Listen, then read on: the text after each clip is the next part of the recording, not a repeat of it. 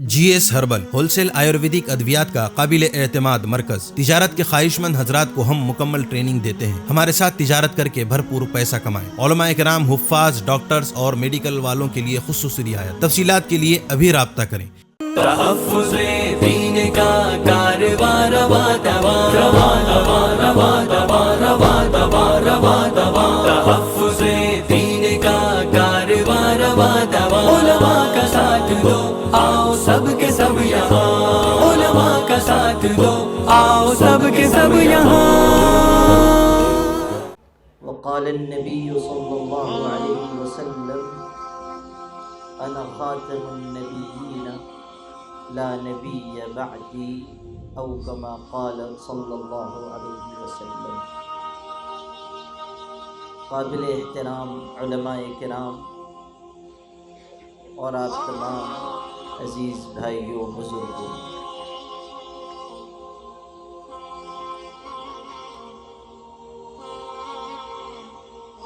سال کی آخری رات جو دنیا میں بہت سی خرافات اور بہت سی برائیاں اور بہت سی بے حیائیاں لے کر آتی ہے، اللہ کا جتنا بھی شکر ادا کیجئے کم ہے کہ اسی رات کو اللہ نے ہم سب کو اپنے گھر میں جمع فرمایا ہے، اور ایسی مناسبت سے جمع فرمایا ہے جو ہم سب کے لیے نجات اور مغفرت کا ذریعہ ہے۔ تحفظ ختم نبوت یہ بہت ہی مبارک، بہت ہی اہم اور بہت ہی بنیادی موضوع ہے، اور اللہ اور اس کے پاک رسول صلی اللہ علیہ وسلم کے یہاں اس سلسلے میں کی جانے والی چھوٹی سی چھوٹی کوشش کا بھی بہت بڑا اجر ہے اور اس کے لیے پسندیدگی ہے۔ امیر شریعت مولانا عطا اللہ شاہ بخاری رحمۃ اللہ علیہ، جنہوں نے قادیانیت کا مقابلہ کیا، جو غلام احمد قادیانی ہمارے ملک میں پیدا ہوا تھا۔ اصل میں ہمارے ملک کی مٹی بڑی زرخیز ہے،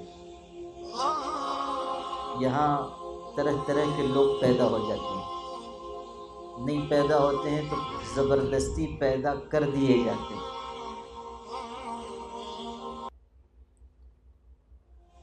تو یہاں طرح طرح کے لوگ پیدا ہوئے، انہی میں سے ایک غلام احمد قادیانی بھی تھا، جس نے درجہ بدرجہ مختلف دعوے کیے۔ جیسے یہ نامبارک ہستی ہے جس کا نام شکیل ابن حنیف ہے، اس نے بھی ایک دم سے دعویٰ نہیں کیا، آگے میں عرض کروں گا، آہستہ آہستہ آگے بڑھا۔ البتہ یہ اتنی ہمت نہیں کر سکا جتنی غلام احمد قادیانی نے کی تھی، اس لیے کہ وہ تو سیڑھی در سیڑھی چڑھتا ہوا پیغمبر، نبی اور پھر تمام نبیوں کی برکات کا مجموعہ، یعنی دنیا کی ساری نحوستوں کا مجموعہ، اور اس کے بھی آگے اس نے دعویٰ کر دیا کہ میں مریم بھی ہوں، یعنی ایک طرف تو کہتا تھا مہدی ہوں، مسیح ہوں، نبی ہوں، پیغمبر ہوں، اسی کے ساتھ کہنے لگا میں مریم بھی ہوں۔ اس بے عقل کو پتہ نہیں کہ جو مرد ہوگا وہ عورت کہاں سے ہو جائے گا، اور جو عورت ہے وہ مرد کیسے بن جائے گا۔ اچھا یہ وہ زمانہ بھی نہیں تھا کہ جب جنس کی تبدیلی ہو رہی تھی، ورنہ ہم لوگ سمجھ لیتے کہ 6 مہینے آدمی ہے، 6 مہینے عورت ہے۔ بھئی آپ کا مائک جو ہے وہ بہت ہی خراب و خستہ ہے، اور سب لوگوں کو مل جل کے اس کے بارے میں ایصال ثواب کرنا چاہیے۔ نائب امام صاحب آپ ہی یہ مسجد والا مائک چلا رہے ہیں کیا آپ؟ اچھا باہر کا، ہاں تو یہی تو مصیبت ہے، آپ لوگوں کو باہر سے مائک کا سسٹم منگوا لینا تھا۔ یہ مسجد والا مائک جو ہے مرحوم مغفور قسم کا ہے، اس سے میری بھی مغفرت ہوگی، آپ لوگوں کو بھی جنت ملے گی انشاءاللہ۔ وہ بیچارے جو اتنی دور بیٹھے ہیں وہ صرف جو ہے برکت حاصل کریں گے، آواز تو انشاءاللہ پہنچے گی نہیں۔ وہ جو ادھر دیوار کے قریب بیٹھے ہوئے ہیں سب برکت حاصل کریں گے۔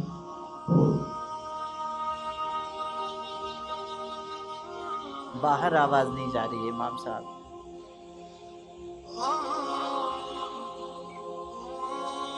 اب دیکھیے یہ کہاں تک چلتا ہے۔ ویسے اتنی بات ہے کہ ایسے نامبارک لوگوں کا تذکرہ ہو رہا ہے تو مائک کو بھی پسند نہیں آ رہا ہے۔ یہ لوگ بھی صدائے احتجاج بلند کر رہے ہیں۔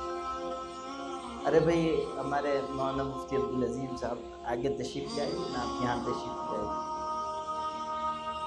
جو علماء ہیں ہمارے وہ مولانا تفضل صاحب ہیں نا، حسینی صاحب ادھر تشریف لے آئیے۔ جو علماء ہیں ہمارے، میں بہت ادب سے گزارش کرتا ہوں ادھر آگے تشریف لے آئیں گے۔ سب کو میں نہیں دیکھ پاؤں گا، سب کا نام بھی شاید نہ لے پاؤں، آپ حضرات تشریف لے آئیں گے بہت اچھا ہوگا۔ حضرات علماء اگر آگے تشریف لے آئیں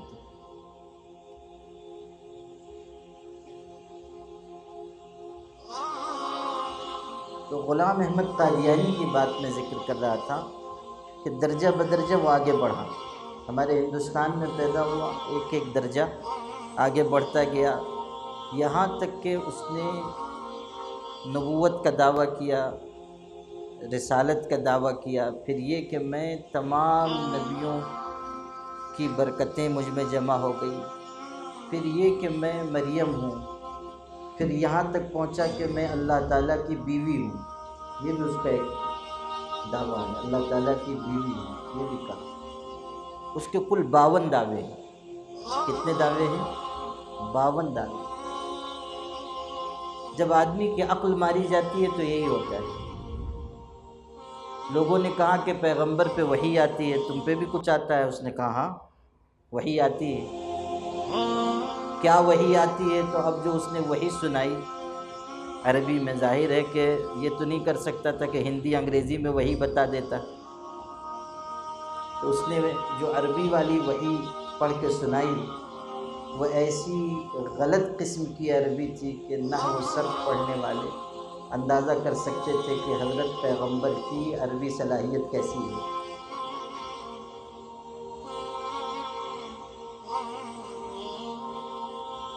عجیب بات ہے کہ اتنے غلط قسم کے دعوے کرنے کے باوجود لوگوں نے اس کو مانا اور ہزاروں لوگ اس کے فتنے میں مبتلا ہو گئے، حالانکہ نہ اخلاق اس کے پاس، نہ کردار اس کے پاس، نہ صلاحیت، نہ نیکی، نہ تقوی، نہ پرہیزگاری، نہ جسمانی طریقے پہ تندرست۔ بہت ساری اس کو بیماریاں تھیں، بیماریوں کا مجموعہ تھا۔ ایک بیماری اس کو بار بار پیشاب آنے کی تھی، تو چونکہ بار بار پیشاب آتی تھی تو استنجا کے لیے مٹی کے ڈھیلے جیب میں رکھتا تھا، صدری پہنتا تھا اس کی جیب میں رکھتا تھا، اور میٹھا کھانے کا بہت شوق تھا تو گڑ کے ٹکڑے دوسری جیب میں رکھتا تھا، اور ایسا خبط الحواس تھا کہ کبھی کبھی مٹی پھاگتا رہتا تھا اور گڑ سے استنجا فرماتا تھا۔ اس کے ماننے والوں نے لکھا، میں اپنی طرف سے نہیں بیان کرتا، اس کی سوانے میں لکھا ہے کہ حضرت صاحب کبھی کبھی بھول کر مٹی کھا لیتے تھے اور گڑ سے استنجا فرماتے تھے۔ اب ایسا خبط الحواس قسم کا آدمی، اور وہ یہ کہے کہ میں افضل ترین پیغمبر ہوں، اور اس کے بعد لوگ اس کو مانیں، تو ماننے والوں کی عقل کا ماتم کرنا چاہیے، ماننے والوں کی عقل کا ماتم کرنا چاہیے۔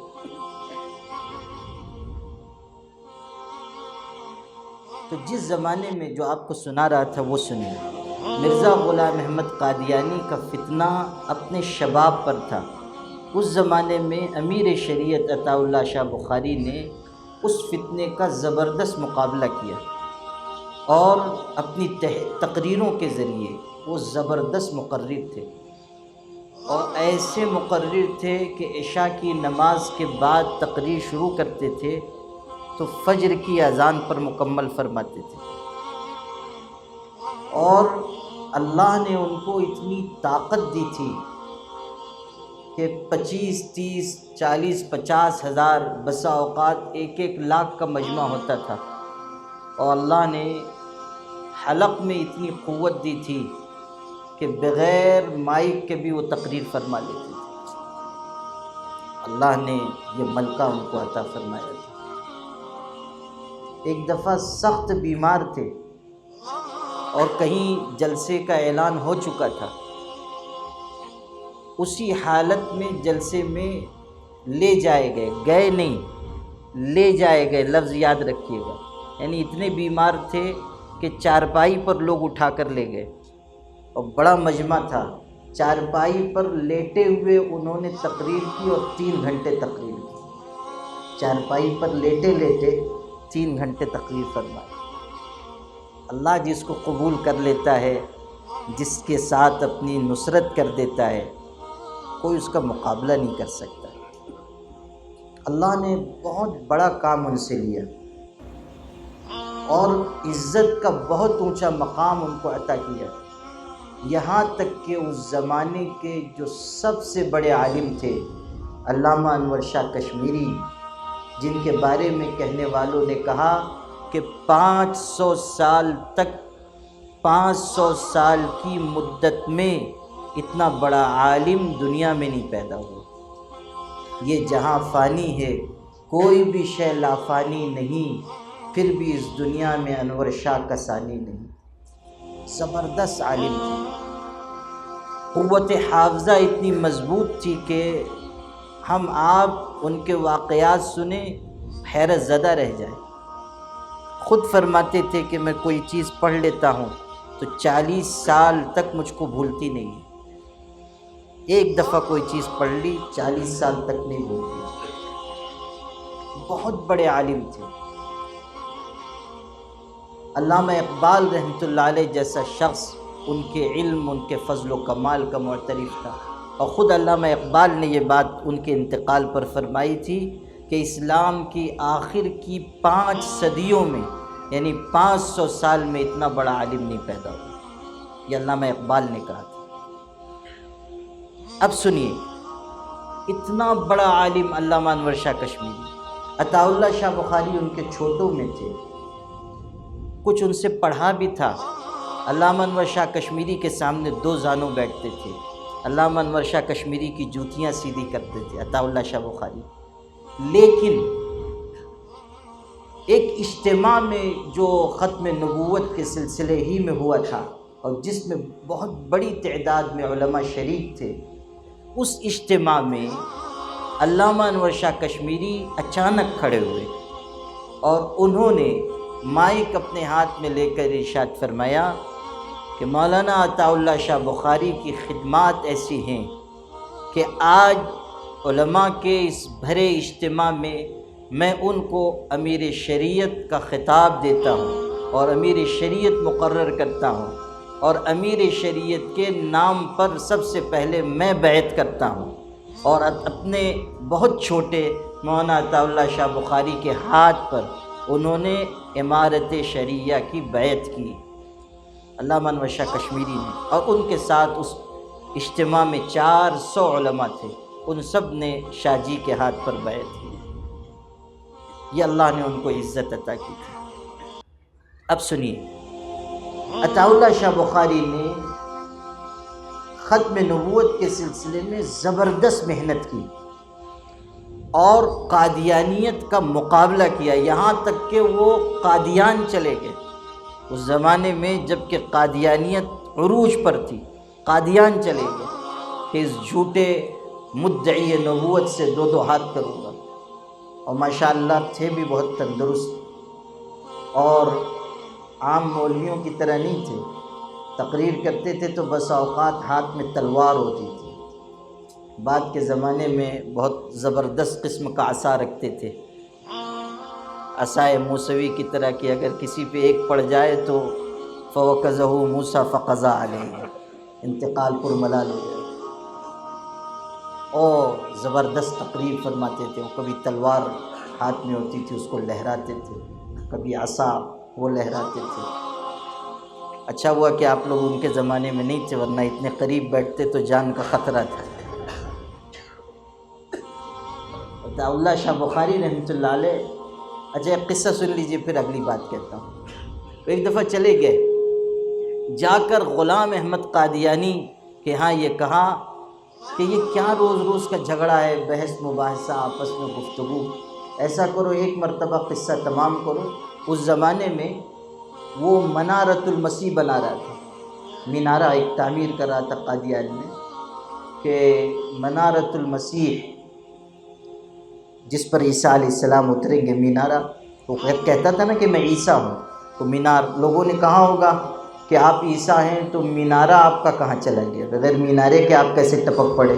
حدیث میں تو یہ آیا ہے کہ عیسیٰ علیہ السلام مینار پر اتریں گے، تو آپ بغیر اس کے کیسے چلے آئے. تو وہ منارۃ المسیح بنوا رہا تھا. کہاں آؤ دو دو ہاتھ کر لو، اس کے اوپر چڑھ جاتے ہیں، وہ بلندی پر اوپر سے نیچے کود جائیں گے. جو مر گیا وہ باطل پہ، جو جی گیا وہ حق پہ. ایک مرتبہ میں فیصلہ ہو جائے گا. وہ تو تیار نہیں ہوا. بعد میں علامہ انور شاہ کشمیری سے ملاقات ہوئی تو انہوں نے ڈانٹا اور کہا یہ کون سا طریقہ ہوا، خدا نخواستہ اگر تم گر کے مر جاتے تو. بہت ڈانٹا، یہ سنتے رہے. جب ڈانٹ چکے تو فرمایا کہ حضرت آپ مجھ کو اتنا بیوقوف سمجھتے ہیں، اگر وہ اور میں دونوں چڑھتے تو اوپر ہی سے اس کو گردن پکڑ کے نیچے پھینک دیتا. ایک دفعہ میں قصہ تمام. کون اوپر جاتا اور کودتا. تو شاہ جی بھی سن کے ہنس دی. اب سننا جو بات سنانی تھی تو درمیان میں یاد آ گئی. ایک صاحب گئے تھے بہت نیک پرہیزگار حج کے لیے. حج سے واپس آئے تو انہوں نے عطاء اللہ شاہ بخاری سے ملاقات کی اور تنہائی میں وقت مانگا. تنہائی میں جب وہ ملے تو انہوں نے آنسوؤں کے ساتھ حضرت مولانا عطاء اللہ شاہ بخاری سے یہ کہا کہ میں حج سے فارغ ہو کر مدینہ طیبہ حاضر ہوا اور روض اقدس پر میں حاضر تھا. اچانک اللہ تعالیٰ نے مجھ پر کرم فرمایا اور حضرت محمد صلی اللہ علیہ وسلم کی مجھ کو زیارت ہوئی، اور حضرت نے مجھ سے یہ فرمایا کہ جب تم ہندوستان لوٹ کر جاؤ گے تو وہاں پہنچ کر عطاء اللہ سے میرا سلام کہہ دینا، وہ تحفظ ختم نبوت کی محنت کر رہا ہے. یہ ارشاد. اور یہ سن کر عطاء اللہ شاہ بخاری بھی بہت روئے.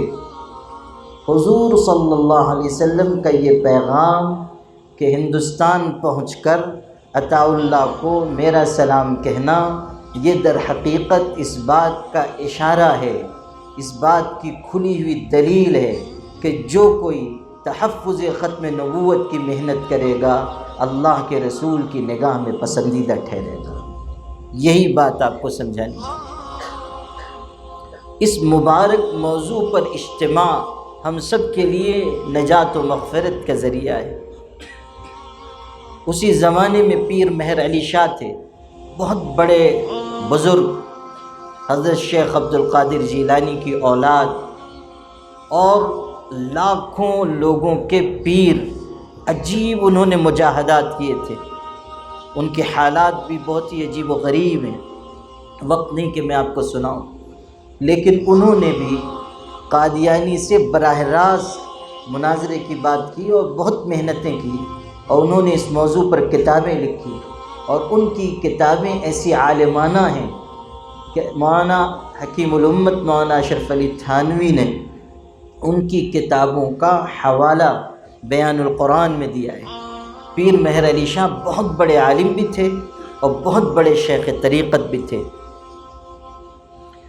وہ تشریف لے گئے تھے حج کے لیے. یہ وہ زمانہ تھا جب غلام احمد قادیانی کا فتنہ ابھی پیدا نہیں ہوا تھا، یعنی وہ تو تھا اور اس وقت تک ایک عالم کی حیثیت سے اس کی شہرت تھی، کتابیں لکھتا تھا، تقریریں کرتا تھا، اس لحاظ سے اس کی شہرت تھی، لیکن اس نے کوئی دعویٰ نہیں کیا تھا. پیر مہر علی شاہ چونکہ بہت نیک اور متقی شخص تھے، ان کے ذہن میں یہ بات تھی کہ میں حج کے لیے جا رہا ہوں، اب وہاں مدینہ منورہ میں رہ جاؤں گا تاکہ میرا انتقال مدینہ پاک میں ہو، وہیں زندگی گزاروں گا. چنانچہ تشریف لے گئے۔ حج کے بعد مدینہ منورہ میں لمبا ان کا قیام ہوا اور روضہ اطہر پر حاضر ہوتے تھے۔ اسی زمانے میں جب کہ وہ یہ ارادہ کر چکے تھے کہ مجھ کو مدینہ پاک میں رہنا ہے، ایک دن حضور پاک صلی اللہ علیہ وسلم کی خواب میں یا مکاشفے میں زیارت ہوئی۔ حضور نے ان سے فرمایا کہ مہر علی، تم واپس ہندوستان جاؤ، وہاں تمہاری ضرورت ہے، ان قریب میری نبوت پر کتے لپکنے والے ہیں، اس وقت تم کو دفاع کرنا ہوگا، اس وقت تم کو کھڑا ہونا ہوگا، تم یہاں نہ رہو، مدینہ منورہ میں واپس جاؤ۔ چنانچہ اس ہدایت کے بعد وہ واپس تشریف لائے، اور پھر جب قادیانیت کا فتنہ پیدا ہوا تو جن لوگوں نے پہلی صف میں رہ کر اس فتنے کا مقابلہ کیا ان میں پیر مہر علی شاہ بھی تھے۔ ان کا مناظرہ طے ہوا غلام احمد قادیانی سے، اور اس نے بہت ساری شرائط رکھی، انہوں نے قبول کر لی، پھر شرائط بڑھاتا گیا، یہ قبول کرتے گئے، یہاں تک کہ جب مقررہ تاریخ پر یہ پہنچ گئے تو اس نے عجیب بات کی۔ مناظرہ ہونا تھا اس پر کہ یہ پیغمبر ہے یا نہیں، مناظرہ اس پر ہونا تھا کہ عیسیٰ ہے یا نہیں، مسیح ہے یا نہیں، مہدی ہے یا نہیں، لیکن اس نے عجیب بات کی۔ اس نے کہا اس موضوع پر بات نہیں ہوگی، بلکہ میں اور آپ یعنی قادیانی اور پیر مہر علی شاہ ہم دونوں بیٹھ کر عربی میں تفسیر لکھیں گے، عربی تفسیر میں مقابلہ ہوگا، جس کی تفسیر اچھی ہوگی سمجھا جائے گا کہ یہ اللہ کی طرف سے نصرت پایا ہوا شخص ہے۔ ہم آپ ہوتے تو کہتے کہ بھئی یہ کیا بے تک کی بات ہے، اس پہ کیسے مناظرہ ہوگا، لیکن پیر مہر علی صاحب نے کہا کہ ٹھیک ہے، اگر اس پر مناظرہ کرنا ہے، ایسے حق ثابت کرنا ہے، آ جاؤ، تم بھی تفسیر لکھو گے اور میں بھی تفسیر لکھوں گا۔ پھر اس نے شرط بڑھائی کہ دوسری کچھ تفسیریں ساتھ نہیں ہوں گی، حافظے سے لکھنا ہوگا، حافظے کی مدد سے کوئی بھی حصہ متعین کیا جائے گا قرآن مجید کا، اور عربی زبان میں اس کی تفسیر لکھنی ہوگی۔ پیر صاحب نے کہا منظور ہے، آ جاؤ۔ آخر میں کچھ اور شرط اس نے رکھی، تب پیر مہر علی شاہ نے کہا تھا، اور کیسی زبردست قوت روحانیت تھی ان کی، انہوں نے ارشاد فرمایا کہ مرزا سے کہہ دو کہ وہ مناظرے کے لیے آ جائے، جس طرح وہ چاہے گا مناظرہ ہوگا، اگر وہ اسی طرح مناظرہ کرنا چاہتا ہے تو سن لے، میں صرف اپنا قلم خالی صفحے پر لکھ دوں گا، قلم خود تفسیر لکھ کر دکھا دے گا۔ آخری بات، غلام احمد قادیانی کو ہمت تو ہوئی نہیں، ظاہر ہے کہ عربی میں تفسیر لکھنا حضرت کے بس کی بات تو تھی نہیں، تو وہ مقابلے سے فرار ہو گیا، اور پھر حضرت کا وعظ ہوا اور بہت سارے قادیانی مسلمان ہوئے، اللہ تعالیٰ نے ان کے ذریعے ہدایت کو عام فرمایا۔ تحفظ ختم نبوت ہمارا بنیادی عقیدہ ہے، اس کو اچھی طرح سمجھ لیجیے کہ حضور اکرم صلی اللہ علیہ وسلم کائنات کے سب سے آخری پیغمبر ہیں۔ اب آپ کے بعد قیامت تک کوئی نیا نبی نہیں آنے والا۔ جو نبوت کا دعویٰ کرے گا وہ جھوٹا ہے، کذاب ہے، دجال ہے، فتنہ پرور ہے، گمراہ ہے اور گمراہ کرنے والا ہے، اور ایسے شخص کی اس امت میں کوئی گنجائش نہیں ہے۔ امام ابو حنیفہ رحمۃ اللہ علیہ جو ہمارے امام ہیں، انہوں نے تو یہاں تک لکھا ہے کہ اگر کوئی شخص نبوت کا دعویٰ کرے، یہ کہے کہ میں پیغمبر ہوں، اور اس امت کا کوئی آدمی جا کر اس سے یہ پوچھے کہ تیری نبوت کی دلیل کیا ہے، وہ شخص بھی کافر ہو جائے گا۔ اس لیے کہ اگر کوئی شخص کسی مدعی نبوت سے جا کر یہ پوچھتا ہے کہ تیری نبوت کی دلیل کیا ہے، تو یہ اس بات کی علامت ہے کہ اس کے دل میں کہیں نہ کہیں شک موجود ہے کہ حضور کے بعد کوئی نبی نہیں ہو سکتا۔ یہ تو آفتاب نصف النہار کی طرح واضح حقیقت ہے کہ ہمارے پیغمبر حضرت محمد صلی اللہ علیہ وسلم کے بعد اب کوئی پیغمبر نہیں آنے والا۔ آپ نے خود اعلان فرما دیا، انا خاتم النبیین لا نبی بعدی، میں نبیوں کے سلسلے کو ختم کرنے والا ہوں، اب میرے بعد کوئی پیغمبر نہیں آنے والا۔ آپ نے وضاحت کی، حالانکہ اتنا کہہ دینا بہت کافی تھا، لیکن آپ نے ایک حدیث میں وضاحت کی ہے کہ تم یوں سمجھو کہ کوئی انسان ہے، وہ ایک بہت خوبصورت عمارت بناتا ہے، لوگ اس عمارت کو دیکھنے کے لیے آتے ہیں اور اس میں ایک اینٹ کی جگہ خالی ہے، لوگ دیکھ کر حیرت کرتے ہیں کہ اتنی خوبصورت عمارت ہے مگر اس میں ایک اینٹ کم ہے۔ آپ صلی اللہ علیہ وسلم نے یہ فرما کر یہ ارشاد فرمایا کہ وہ آخری اینٹ میں ہوں، اور وہ عمارت، وہ محل نبوت کا محل ہے۔ اب وہ آخری اینٹ اس کی جگہ رکھ دی گئی، اب کسی شخص کی گنجائش نبوت کے محل میں باقی نہیں رہی، آخری اینٹ اس کی جگہ رکھ دی گئی، نبوت کا محل مکمل ہو گیا، دین بھی مکمل کر دیا گیا۔ ارشاد ہوا الیوم اکملت لکم دینکم واتممت علیکم نعمتی ورضیت لکم الاسلام دینا۔ دین مکمل کر دیا گیا، نعمت پوری کر دی گئی، نعمت پوری کر دی گئی، اور اسلام کو بطور دین اللہ تعالیٰ نے ہم لوگوں کے لیے، تمام مسلمانوں کے لیے پسند فرما لیا۔ رضیت لکم الاسلام دینا، دین مکمل، نعمت پوری ہو گئی، دین مکمل ہو گیا، اسلام کو پسند کر لیا گیا۔ اب قیامت تک اسلام ہوگا، اور حضرت محمد صلی اللہ علیہ وسلم کی نبوت قیامت تک رہے گی۔ اب کسی نبوت کی ضرورت نہیں۔ غور کر لیجئے کہ حضور صلی اللہ علیہ وسلم نے یہ جو مثال بیان فرمائی، عمارت کی مثال، یہ کتنی خوبصورت ہے۔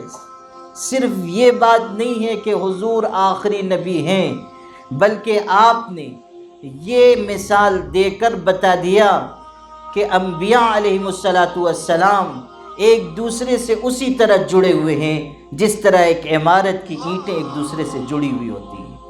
پیغمبر کو مضبوط کرنے والا ہے، پیغمبر دوسرے پیغمبر کا مخالف نہیں، پیغمبر دوسرے پیغمبر کا انکار کرنے والا نہیں۔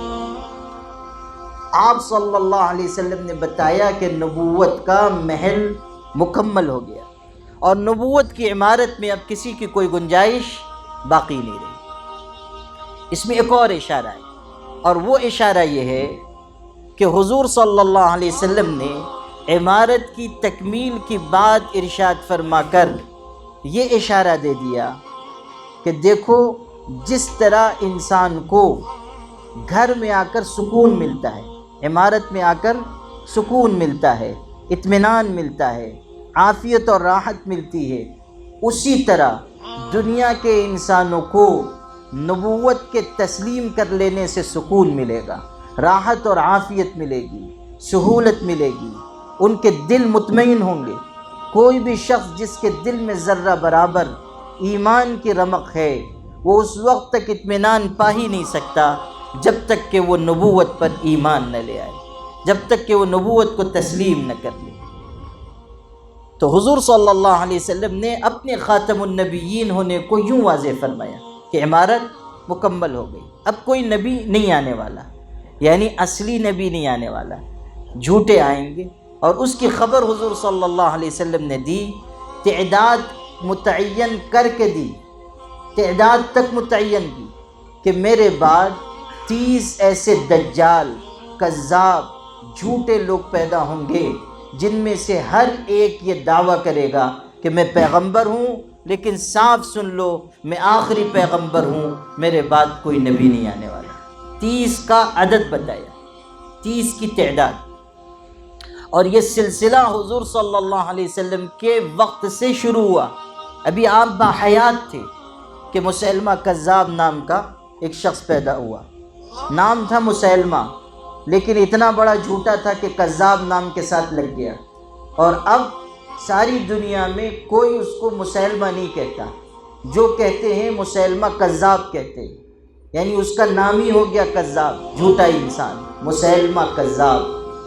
اس نے حضور صلی اللہ علیہ وسلم کی حیات میں نبوت کا دعویٰ کیا اور آیا مدینہ منورہ، عمر میں حضور کے والد سے بڑا تھا، آیا مدینہ منورہ، اور اس نے آ کر یہ کہا کہ محمد بھی صلی اللہ علیہ وسلم پیغمبر ہیں، لیکن میں بھی پیغمبر ہوں، اللہ نے مجھ کو اور ان کو دونوں کو نبی بنایا ہے، اور محمد صلی اللہ علیہ وسلم سے میرا یہ کہنا ہے کہ آدھی حکومت آپ لے لیں، آدھی حکومت مجھ کو دے دیں۔ ہندوستان پاکستان کا بٹوارہ چاہ رہا تھا کہ آپ ادھر لے لیں، آپ ہم کو ادھر دے دیں، اور آپ کی نبوت بھی مانی جائے گی اور مجھ کو بھی پیغمبر مان لیں۔ حضرت صلی اللہ علیہ وسلم کو جب یہ بات پتہ چلی تو آپ حضرت ثابت ابن قیس ابن شماس رضی اللہ تعالیٰ عنہ کے ساتھ تشریف لے گئے۔ آپ کے ہاتھ میں کھجور کی ایک سوکھی ہوئی ٹہنی تھی۔ آپ مسیلمہ کذاب اور اس کی جماعت کے پاس، اس کے حواری مواری جو آئے ہوئے تھے، ان لوگوں کے پاس گئے اور ارشاد فرمایا، مسیلمہ کو خطاب کر کے فرمایا کہ اگر نبوت کے نام پر یہ سوکھی ٹہنی بھی تم اس سے مانگے گا، قسم بخدا میں تجھ کو دینے والا نہیں ہوں۔ آپ صلی اللہ علیہ وسلم نے واضح کر دیا کہ کسی بھی طرح کی کوئی گنجائش اس معاملے میں اختیار نہیں کی جائے گی۔ پھر وہ بہت بڑا لشکر لے کر صحابہ کرام کے مقابلے پر آیا۔ حضور صلی اللہ علیہ وسلم کی دنیا سے تشریف لے گئے۔ اس کے بعد اس کا فتنہ اور ابھرا، اور پھر صحابہ نے مقابلہ کیا، اس فتنے کا مقابلہ کیا۔ حضرت ابو بکر صدیق رضی اللہ تعالیٰ عنہ نے صحابہ کرام کا ایک لشکر حضرت خالد ابن ولید کی عمارت میں روانہ کیا، جس نے مسیلمہ کذاب اور اس کے بہت بڑے لشکر سے مقابلہ کیا۔ سینکڑوں صحابہ کرام کی شہادت ہوئی، حافظ صحابہ، حفاظ صحابہ بڑی تعداد میں اس معرکے میں شہید ہوئے۔ جھوٹی نبوت کا دعویٰ کرنے والوں کے خلاف حضرت سیدنا ابو بکر صدیق نے لشکر بھیجا، ذرہ برابر نرمی اختیار نہیں کی۔ حالانکہ وہ زمانہ ایسا تھا کہ جب بہت سے اندیشے ہو گئے تھے، بہت سے فتنے ابھر آئے تھے، ارتداد کا فتنہ آ گیا، مانعین زکوٰۃ کا فتنہ آ گیا، بہت سارے دشمن یہ خیال کر کے کہ مسلمان حضور صلی اللہ علیہ وسلم کی وفات کے بعد کمزور ہو گئے ہیں، اب ہم ان پر یلغار کر سکتے ہیں، وہ پر تولنے لگے۔ حالات بہت ہی سنگین تھے، بہت ہی خطرناک حالات تھے، لیکن سیدنا ابو بکر صدیق رضی اللہ تعالیٰ نے اس معاملے کی سنگینی کو محسوس کیا کہ اگر ذرا بھی اس سے بے توجہی برتی گئی تو سخت نقصان ہو سکتا ہے، اس لیے لشکر بھیجا، اور لشکر نے مقابلہ کیا اور بہت سے صحابہ کرام شہید ہوئے، لیکن مسیلمہ کذاب کو جہنم رسید کیا گیا اور اس کے ساتھیوں کو مارا گیا، ان کو جہنم رسید کیا گیا۔ اسی لیے یہ بات کہی جاتی ہے کہ اگر بعد کے زمانے میں بھی جھوٹے مدعیان نبوت کھڑے ہوں گے تو جو سنت سیدنا ابو بکر صدیق کی تھی وہ آج کے دور میں پھر زندہ اور تازہ کی جائے گی، ان کا مقابلہ کیا جائے گا، اور ان کے خلاف کسی طرح کی کوئی کمزوری، کسی طرح کی کوئی بزدلی، کسی طرح کی کوئی نامردی اختیار نہیں کی جائے گی۔ پوری طاقت کے ساتھ، پوری قوت کے ساتھ، پورے عزم و ہمت کے ساتھ، پورے ارادے کے ساتھ، پوری شہامت و شجاعت کے ساتھ اور جان و مال خرچ کر دینے کے جذبے کے ساتھ اس فتنے کا مقابلہ کیا جائے گا۔ پیچھے نہ ہٹیے، گھبرائیے نہیں، یہ نہ ہو کہ علماء کرام پر پتھر برسا دیے گئے تو ہم ڈر جائیں، کچھ شکیل ابن حنیف کے ماننے والے چند علماء کو نشانہ بنانے لگیں تو ہم گھبرا جائیں۔ کبھی بھی فتنوں کے مقابلہ کرتے وقت، فتنوں سے مقابلہ کرتے ہوئے کبھی بھی حالات آئیں تو ان سے گھبرانا نہیں چاہیے، بلکہ ان حالات کا مردانہ وار مقابلہ کرنے کی اپنے اندر جسارت پیدا کرنی چاہیے۔ ہمیشہ یاد رکھیے، بزدلی ایمان کے ساتھ جمع نہیں ہو سکتی، یا ایمان رہے گا یا بزدلی رہے گی۔ ایمان اور بزدلی ایک ساتھ اکٹھا نہیں ہو سکتے۔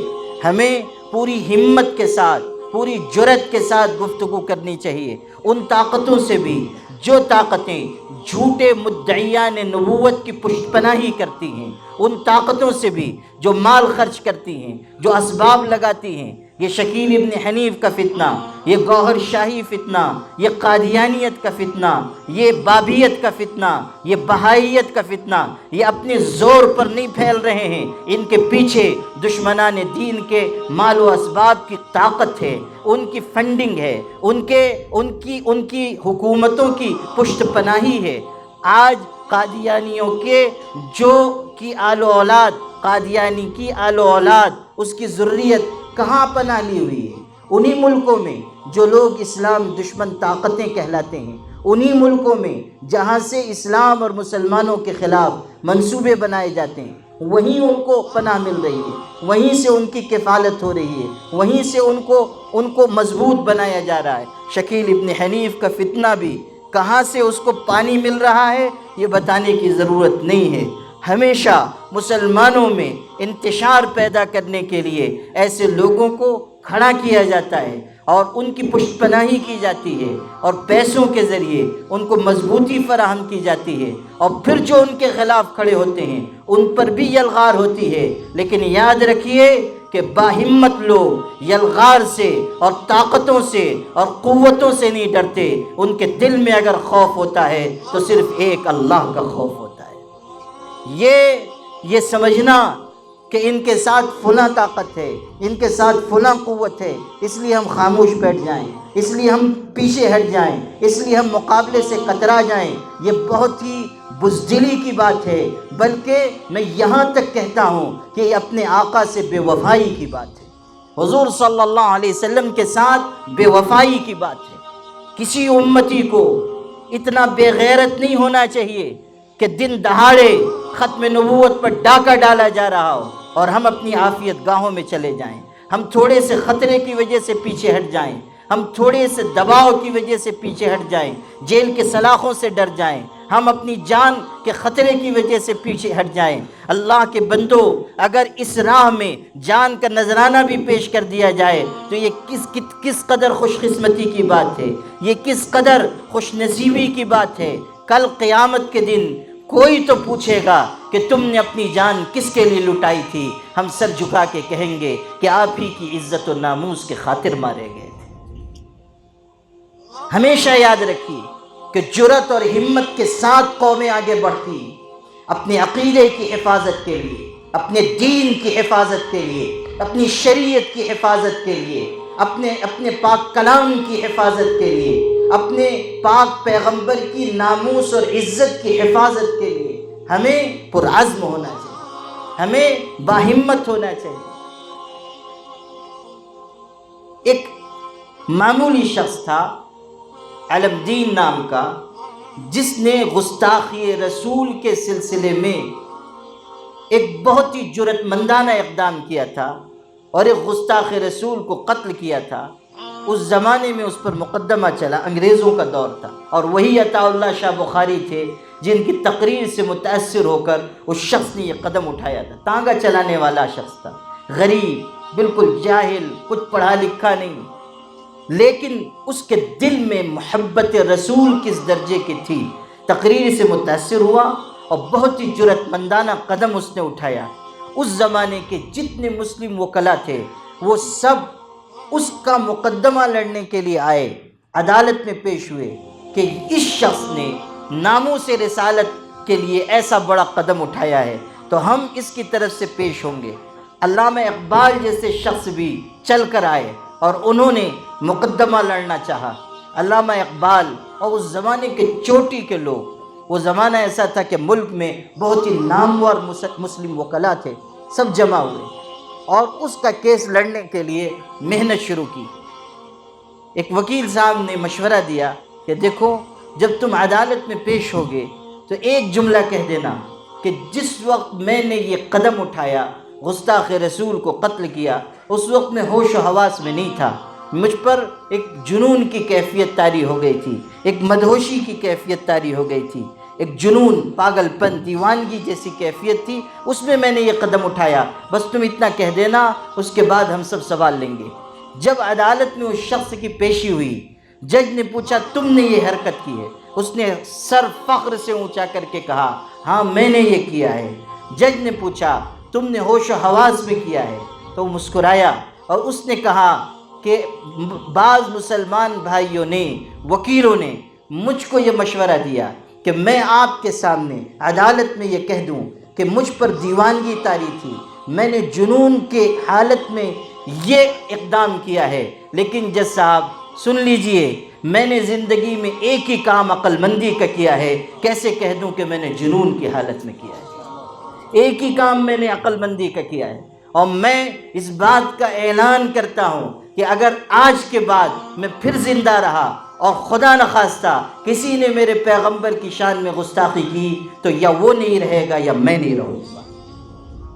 یہ جذبہ تھا اس شخص کا جو تانگا چلانے والا ہے، غریب ہے، مفلس ہے، بے پڑھا لکھا ہے۔ اگر ہم پڑھے لکھے ہو کر علوم نبوت حاصل کر کے ہم بڑی بڑی مسندوں پر بیٹھ کر پھر بزدلی کا شکار ہوں تو ہمیں یہ کہنے میں کوئی عار نہیں ہے کہ ایک طرح سے ہم حضور صلی اللہ علیہ وسلم کے ساتھ بے وفائی کا معاملہ کریں۔ یہ چیز ہمارے اندر نہیں آنی چاہیے۔ چاروں طرف سے حضور صلی اللہ علیہ وسلم کے ختم نبوت پر یلغار کی جا رہی ہے۔ ایک طرف قادیانی محنت کر رہے ہیں اور زبردست محنت کر رہے ہیں، زبردست۔ ہم اپنی خوابگاہوں میں، عافیت گاہوں میں ہم سمجھ رہے ہیں سب ٹھیک ہے، حالانکہ وہ ہر دن کی سطح پر محنت کر رہے ہیں۔ ہزاروں لوگ آج بھی دنیا میں قادیانی ہیں، غلط عقیدے کو ماننے والے، غلط راستے پر چلنے والے، غلط چیزوں کو اختیار کرنے والے، جھوٹی نبوت کا پرچار کر رہے ہیں۔ ایک بات یاد آ گئی، وہ سنا دوں پھر آپ کو آگے بڑھتا ہوں۔ جس زمانے میں غلام احمد قادیانی کے ماننے والے بہت محنت کر رہے تھے، آج بھی کرتے ہیں، اس زمانے میں زیادہ کر رہے تھے، تو کسی غیر مسلم کے ہاں، جو مسلمانوں کے علاقے میں دکان جس کی تھی، اس کے ہاں چند قادیانی مبلغ پہنچے اور جا کر اس کی تشکیل کرنے لگے، یہ سمجھ کر کہ یہ مسلمان ہے، تو اس کو سمجھانے لگے کہ مرزا غلام احمد ایسے تھے، وہ بھی نبی تھے، فلاں، جو ان کا طریقہ ہوتا ہے۔ وہ دیر تک سنتا رہا، ان کو اندازہ نہیں ہوا کہ یہ ہندو ہے، غیر مسلم ہے، وہ سمجھ رہے تھے کہ سب یہاں مسلمانوں کی دکانیں ہیں، تو یہ بھی وہ سنتا رہا۔ جب یہ کہہ چکے تو اس غیر مسلم نے کتنی خوبصورت بات کہی، چونکہ مسلمانوں کی آبادی میں رہتا تھا، سمجھ تھی، ان سے کہنے لگا کہ اللہ کے بندو، مجھ پر تم کہاں محنت کر رہے ہو؟ اب تک میں نے سچی نبوت ہی کو نہیں مانا تو جھوٹی نبوت کو کہاں سے مانوں؟ میں نے اب تک سچی نبوت ہی کو نہیں مانا، جھوٹی کو کہاں سے مانوں گا؟ غلام احمد کا ایک بیٹا تھا، اس زمانے میں اسکول میں داخل ہوا، تو جب پہلا دن ہوتا ہے اسکول کا تو بچوں سے پوچھا جاتا ہے نا، نام کیا ہے، باپ کا نام کیا ہے، والد کیا کرتے ہیں، تو سب سے پوچھا جا رہا تھا۔ غلام احمد قادیانی کے بیٹے کا نمبر آیا تو اس سے پوچھا ٹیچر نے کیا نام ہے، کہا فلاں، باپ کا نام یہ ہے، تمہارے ابا کیا کرتے ہیں؟ ابا کیا کرتے ہیں، یہ تو بڑا نازک سوال تھا۔ تو تھوڑی دیر وہ سوچتا رہا، چھوٹے ہی تھا نا، تھوڑی دیر سوچتا رہا، اس کے بعد کہنے لگا نبوت کا کاروبار کرتے ہیں، نبوت کا کاروبار کرتے ہیں۔ اور ٹھیک ہی کہا، کاروباری تھا۔ تو یہ جو قادیانی ہیں، ایک طرف ان کی محنت ہو رہی ہے، دوسری طرف شکیل ابن حنیف، یہ بھی جھوٹا مدعی نبوت ہے، یہ سمجھ لیجیے، جھوٹا مدعی نبوت ہے، اس لیے کہ یہ دو دعوے کرتا ہے، ایک دعویٰ اس کا بھی نہیں، اس کے دو دعوے۔ ایک دعویٰ تو اس کا یہ ہے کہ میں مہدی ہوں، مہدی پیغمبر نہیں، مہدی تو امت میں ہوں گے۔ اگر کوئی شخص مہدویت کا دعویٰ کرتا ہے تو یہ نبوت کا دعویٰ نہیں ہے، لیکن یہ شخص اس سے ایک قدم آگے بڑھ کر کہتا ہے کہ میں مسیح ہوں، یعنی عیسیٰ ابن مریم ہوں۔ عیسیٰ اپنے آپ کو یہ کہتا ہے، مسیح دونوں کہتا ہے، میں مہدی بھی ہوں، میں مسیح بھی ہوں، دو دعوے۔ اچھا، یہ بھی قادیانی کی طرح یہ نہیں سمجھ سکا کہ جو مہدی ہوگا وہ عیسیٰ کیسے ہو جائے گا، جو عیسیٰ ہوگا وہ مہدی کیسے ہو جائے گا، اس لیے کہ ایک آدمی میں دو روحیں کیسے آ جائیں گی؟ اگر صرف کہتا کہ مہدی ہوں تب بھی کسی درجے میں چل جاتا، لیکن کہہ رہا ہے میں مہدی بھی ہوں اور میں عیسیٰ بھی ہوں، دو دعوے کر رہا ہے۔ اور نام ہے شکیل ابن حنیف۔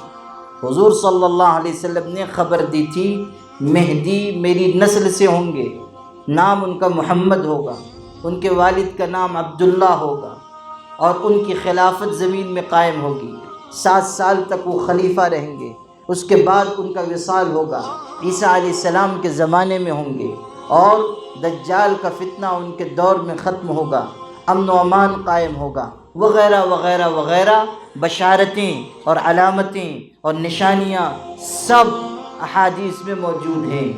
لیکن یہ بیچارہ بندہ، یہ تو نہ خاندان نبوت سے ہے، نہ اس کا نام محمد ہے، شکیل نام ہے، ابا کا نام عبداللہ کے بجائے حنیف ہے، شکیل ابن حنیف۔ اس کے بعد یہ بھی سمجھ لیجئے کہ اس کو دعویٰ کرتے ہوئے 12 سال تقریباً ہو چکا ہوگا، اب تک تو حضرت کی خلافت گاؤں میں بھی قائم نہیں ہوئی، کہیں دنیا میں خلافت قائم ہونے کی بات تو بہت دور کی بات ہے۔ مہدی ہوں، مہدی کی خلافت قائم ہوگی، پھر کہتا ہے عیسیٰ ہوں، اور یہ جھوٹا دعوی نبوت ہے، جھوٹا دعوی نبوت ہے۔ عیسیٰ علیہ السلام پیدا نہیں ہوں گے، وہ دوبارہ نازل ہوں گے، عیسیٰ علیہ السلام کو آسمانوں پر اٹھا لیا گیا ہے۔ یہ سب باتیں حدیث سے ثابت ہیں کہ عیسیٰ علیہ السلام کو زندہ آسمانوں پر اٹھایا گیا ہے، اور وہ زندہ ہیں، وہ پھر قیامت کے قریب تشریف لائیں گے، نازل ہوں گے۔ لفظ یاد رکھنا، آپ کو سکھا رہا ہوں، اور یہ باریک بات ہے لیکن عقیدے سے تعلق ہے، اس لیے اس کو یاد رکھیے۔ حضرت مہدی علیہ السلام ظاہر ہوں گے، حضرت عیسیٰ علیہ السلام نازل ہوں گے، حضرت مہدی کا ظہور ہوگا اور حضرت عیسیٰ علیہ السلام کا نزول ہوگا۔ یاد رکھیے گا، حضرت مہدی کا ظہور ہوگا، حضرت عیسیٰ کا نزول ہوگا۔ وہ باضابطہ آسمان سے اتریں گے، فرشتوں کے کندھے پر ہاتھ رکھے ہوئے ہوں گے، زرد چادر اوڑھے ہوئے ہوں گے، اور آسمان سے اترتے ہوئے لوگ ان کو دیکھیں گے، اور وہ دمشق کی مسجد کے مشرقی مینار پر اتارے جائیں گے، پھر وہ مسجد میں آئیں گے اور لوگوں سے ملاقات کریں گے، اور پھر وہ بخاری میں روایت ہے یکسر الصلیب، یہ جو عیسائیوں کا نشان ہے اس کو توڑ دیں گے، یقتل الخنزیر، خنزیر کو قتل کر دیں گے، جزیے کو ساقط کر دیں گے، دجال کو مار ڈالیں گے، اور ان کے زمانے میں ہر طرف امن و امان پھیل جائے گا، ہر طرف سکون اور خوشحالی آ جائے گی۔ حضرت عیسیٰ علیہ السلام کے دور میں ہر طرف امن اور اطمینان ہوگا، اور بہت بڑی تعداد میں جو عیسائی اس وقت ہوں گے، جو گمراہ ہیں، وہ حضرت عیسیٰ علیہ السلام کے ہاتھ پر ایمان لے آئیں گے اور سب مومن ہو جائیں گے، یعنی سچے پکے مسلمان بن جائیں گے۔ آج جو عیسائی ہیں وہ تو غلط راستے پر چلے گئے، وہ شرک کے راستے پر چلے گئے، وہ حضرت عیسیٰ کو بھی خدا کہنے لگے، ابن اللہ کہنے لگے، 3 خداؤں کو ماننے لگے، کہتے ہیں باپ بیٹا روح القدس، یا کہتے ہیں باپ بیٹا اور مریم، ان تینوں کو خدا کا درجہ دیتے ہیں۔ اسی سے قرآن نے روکا تھا اور کہا تھا لا تقولوا ثلاثہ انتہوا خیرا لکم، 3 خدا نہ کہو، خدائی میں کسی کو شریک نہ کرو، اس بات سے رک جاؤ، یہی تمہارے لیے بہتر ہے۔ اللہ تعالیٰ کو ایک مانو، یقین مانیے۔ حضرت عیسیٰ کے ماننے والے، حضرت عیسیٰ علیہ السلام کی طرف اپنی نسبت کرنے والے جو آج عیسائی دنیا میں ہیں، وہ اپنے آپ کو موحد کہتے ہیں کہ ہم توحید والی قوم ہیں۔ یہودی اپنے آپ کو موحد کہتے ہیں کہ ہم توحید والی قوم ہیں، لیکن اس دنیا میں، اس کائنات میں، اس روئے زمین پر، آسمان کے نیچے زمین کے اوپر، اگر کوئی قوم، کوئی امت، کوئی جماعت خالص توحید کے اوپر قائم ہے تو اللہ کے فضل و کرم سے وہ صرف ہم مسلمان ہیں۔ پوری دنیا میں خالص توحید پر سوائے ہمارے کوئی دوسری قوم نہیں۔ عیسائیوں نے بھی خدائی میں شریک مان لیا، یہودیوں نے بھی خدائی میں شریک مان لیا، عزیر کو خدا کا بیٹا کہنے لگے، عیسائیوں نے عیسیٰ علیہ السلام کو اللہ کا بیٹا کہا، اور تمام پیغمبروں سے ان کا مرتبہ بلند قرار دینے لگے، اور حضرت عیسیٰ کی جو بشارت تھی حضرت محمد صلی اللہ علیہ وسلم کے بارے میں، اس کو ٹھکرا دیا۔ حضرت عیسیٰ علیہ السلام نے بشارت دی تھی، مبشرن برسول یأتی من بعد اسمہ احمد، میرے بعد ایک پیغمبر آئیں گے جن کا نام احمد ہوگا، یعنی ہمارے آقا حضرت محمد صلی اللہ علیہ وسلم جن کا ایک نام احمد بھی ہے، حضور تشریف لائیں گے۔ حضرت عیسیٰ نے بشارت دی تھی، حضرت عیسیٰ علیہ السلام نے خوشخبری سنائی تھی، اسی لیے ہمارے آقا نے فرمایا تھا کہ انا دعوت ابی ابراہیم و بشارت اخی عیسیٰ و رؤیا امی، 3 باتیں ارشاد فرمائی کہ میں اپنے والد ابراہیم کی دعا ہوں، یعنی حضرت ابراہیم نے اللہ سے مانگا تھا ایک پیغمبر میری نسل میں پیدا فرما، اور میں اپنے بھائی عیسیٰ کی بشارت ہوں، انہوں نے خوشخبری سنائی تھی، اور میں اپنی ماں حضرت آمنہ کا خواب ہوں کہ حضرت آمنہ نے خواب دیکھا تھا کہ ان کے ہاں ایک ایسا بچہ پیدا ہوگا جو کائنات کو نور اور رحمت سے بھر دے گا۔ حضرت آمنہ نے خواب دیکھا تھا، فرمایا رؤیا امی، میں اپنی ماں کا خواب ہوں، میں اپنی ماں کا خواب ہوں۔ حضرت آمنہ کو مختلف قسم کی بشارتیں دکھائی گئی تھیں، دی گئی تھیں، یہاں تک کہ حضرت صلی اللہ علیہ وسلم کے اوپر جو آثار تھے، جو علامتیں تھیں، اور پیدائش میں جو کچھ چیزیں ظاہر ہوئیں، اور پیدائش کے بعد آپ کے مقام و مرتبے کی بلندی کی جو چیزیں ظاہر ہوئیں، ان کو دیکھ کر آپ کے دادا عبد المطلب جو قریش کے سردار، مکے کے سردار، بہت ہی جہاندیدہ شخص تھے، وہ بھی اس چھوٹی سی عمر میں حضور کو دیکھ کر یہ کہتے تھے کہ میرے اس بیٹے کی بہت بڑی شان ہوگی۔ حضرت عبد المطلب کا تخت خانہ کعبہ کے سائے میں بچھایا جاتا تھا، جس پر ان کے علاوہ کوئی بیٹھ نہیں سکتا تھا۔ کبھی حضرت کھیلتے کھیلتے تخت پر چڑھنے لگتے تھے تو لوگ ان کو اتارتے تھے۔ حضرت عبد المطلب کہتے تھے کہ دع لابنی ھذا فإن لابنی ھذا شأنا، میرے اس بچے کو چھوڑ دو، اس لیے کہ میرے اس بچے کی عنقریب عجیب و غریب شان ہوگی۔ اللہ تعالیٰ ان کے ذریعے دنیا کو نور سے جگمگا دے گا۔ ان لابنی ھذا شأنا، میرے اس بچے کی بہت بڑی شان ہوگی۔ اس زمانے میں جب کہ آپ بالکل چھوٹے سے ہیں، بچپن کی عمر ہے، تو حضور صلی اللہ علیہ وسلم کے آنے کی خوشخبری حضرت عیسیٰ علیہ السلام نے دی، مگر عیسائیوں نے حضور کو ٹھکرا دیا، آپ کی نبوت کو تسلیم نہیں کیا، اور آج بھی حضور کی نبوت کے خلاف کوششیں کرتے ہیں، اور جو مخالف قوتیں، جو جھوٹے مدعیان نبوت کھڑے ہوتے ہیں، عام طریقے پر ان کی پشت پناہی یہ لوگ کرتے ہیں، عام طریقے پر یہ لوگ پشت پناہی کرتے ہیں، اس لیے کہ اسلام کی دشمنی ان کی اور یہودیوں کے دل میں گھسی ہوئی ہے، بدترین دشمن بنے ہوئے۔ اس وقت مسلمانوں کے خلاف یہودیوں کی ذہانت اور عیسائیوں کا سرمایہ دونوں استعمال کیے جا رہے ہیں، دونوں استعمال کیے جا رہے ہیں، ہر طرف سے اسلام کے پیچھے لوگ لگے ہوئے۔ اس ملک میں بھی تمام طاقتیں، فرقہ پرست عناصر اسلام اور مسلمانوں کے پیچھے، دنیا میں بھی یہودیت ہو، عیسائیت ہو، دوسرے اور طبقات ہوں، وہ سب مسلمانوں سے دشمنی کرتے ہیں، اسلام کے پیچھے لگتے ہیں، اسلام کی مخالفت کی جاتی ہے۔ دنیا میں اسلام کو دہشت گردی کا مذہب کہا جاتا ہے۔ سمجھ لیجئے، جس دین میں طاقت ہے، جس دین کے پاس بہترین نظام ہے، جو دین تمام ادیان سے اور تمام نظاموں سے بالا تر ہے، جس دین میں سر اٹھا کر جینے کی طاقت ہے، جس کے نظریات کا مقابلہ دنیا میں کوئی نہیں کر سکتا، اسی دین کی مخالفت کی جاتی ہے، اسی دین کو اپنی راہ کی رکاوٹ سمجھا جاتا ہے۔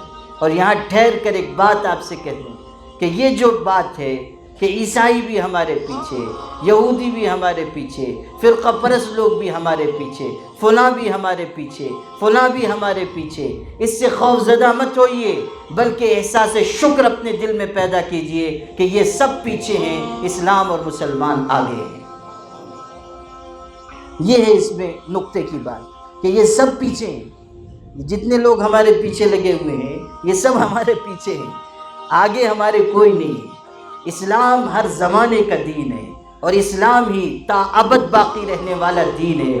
دنیا میں مختلف نظریات اٹھے، برپا ہوئے، بہت طاقت کے ساتھ آئے اور انہوں نے ملکوں کی تقدیر کو پلٹ دیا۔ لوگوں نے یہ سمجھا کہ اب شاید اس نظام کے آگے کوئی مذہب جی نہیں سکے گا، اور ان کی آندھی اس طرح اٹھی کہ ملکوں کا چراغ گل کر گئی۔ لوگوں نے اسلام کے بارے میں بھی یہ خیال کیا کہ شاید یہ بھی اس آندھی میں بہہ جائے گا اور مسلمان بھی مٹ جائیں گے، لیکن دنیا نے دیکھا کہ کمیونزم ہو، سوشلزم ہو، کیپٹلزم ہو یا دنیا کے مختلف نظریات ہوں جنہوں نے ملکوں پر حکمرانی کی، وہ تمام نظریات اپنی موت مر گئے۔ اسلام کل بھی زندہ تھا، آج بھی تابندہ ہے۔ یہ اسلام کی قوت ہے، اور یہ خدا کے وعدے اور خدا تعالیٰ کی طرف سے بیان کی ہوئی بات کی صداقت ہے کہ یریدون لیطفئوا نور اللہ بافواہہم واللہ متم نورہ ولو کرہ الکافرون۔ نور خدا ہے، کفر کی حرکت پہ خندزن، پھونکوں سے یہ چراغ بجھایا نہ جائے گا۔ اسلام ایک ازلی اور ابدی صداقت ہے، اس کے مقابلے میں آنے والے ٹوٹیں گے، اسلام نہیں مٹنے والا، اسلام برباد نہیں ہونے والا، اسلام کو دنیا سے ختم نہیں کیا جا سکتا۔ دنیا میں جتنی طاقتیں مسلمانوں اور اسلام کے پیچھے لگی ہوئی ہیں، وہ اپنا تمام زور، اپنی تمام قوت خرچ کر لیں، لیکن اسلام مٹے گا نہیں۔ یاد رکھیے، اسلام مٹے گا نہیں۔ مفکر اسلام مولانا ابو الحسن علی ندوی، جن کا آج یوم وفات بھی ہے، 31 دسمبر کو ان کی وفات ہوئی تھی 1999 میں، آج سے 23 سال پہلے۔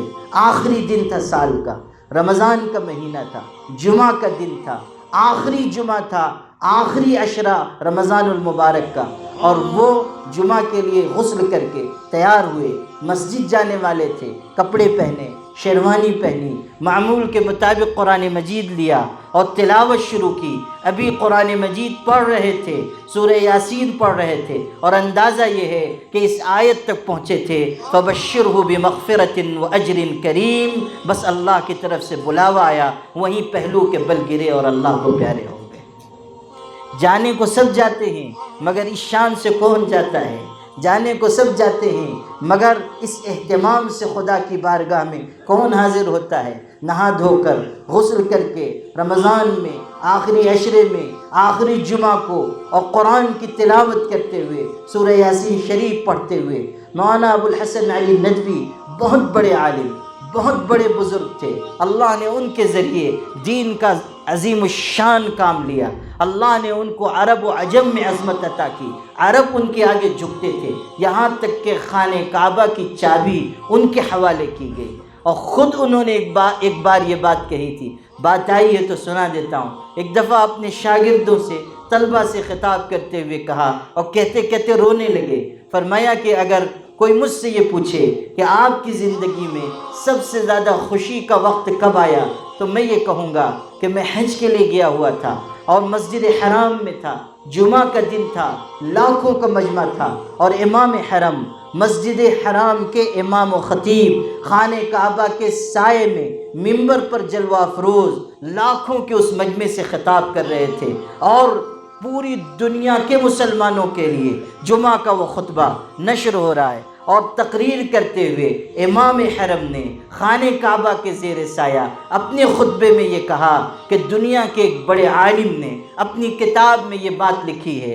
حوالے کے طور پر انہوں نے ایک تحریر پڑھ کر سنانی شروع کی۔ جب انہوں نے 2-3 سطریں پڑھی تو مجھ کو یہ خیال ہوا کہ یہ میری ہی ایک کتاب کی عبارت سنا رہے ہیں، میری کتاب سے ایک عبارت نقل کر کے خانہ کعبہ کے سائے میں امام حرم جو عربی النسل ہے وہ میری تحریر پیش کر رہا ہے، حوالے اور سند کے طور پر۔ انہوں نے پوری تحریر و پورا اقتباس پڑھ کر سنایا۔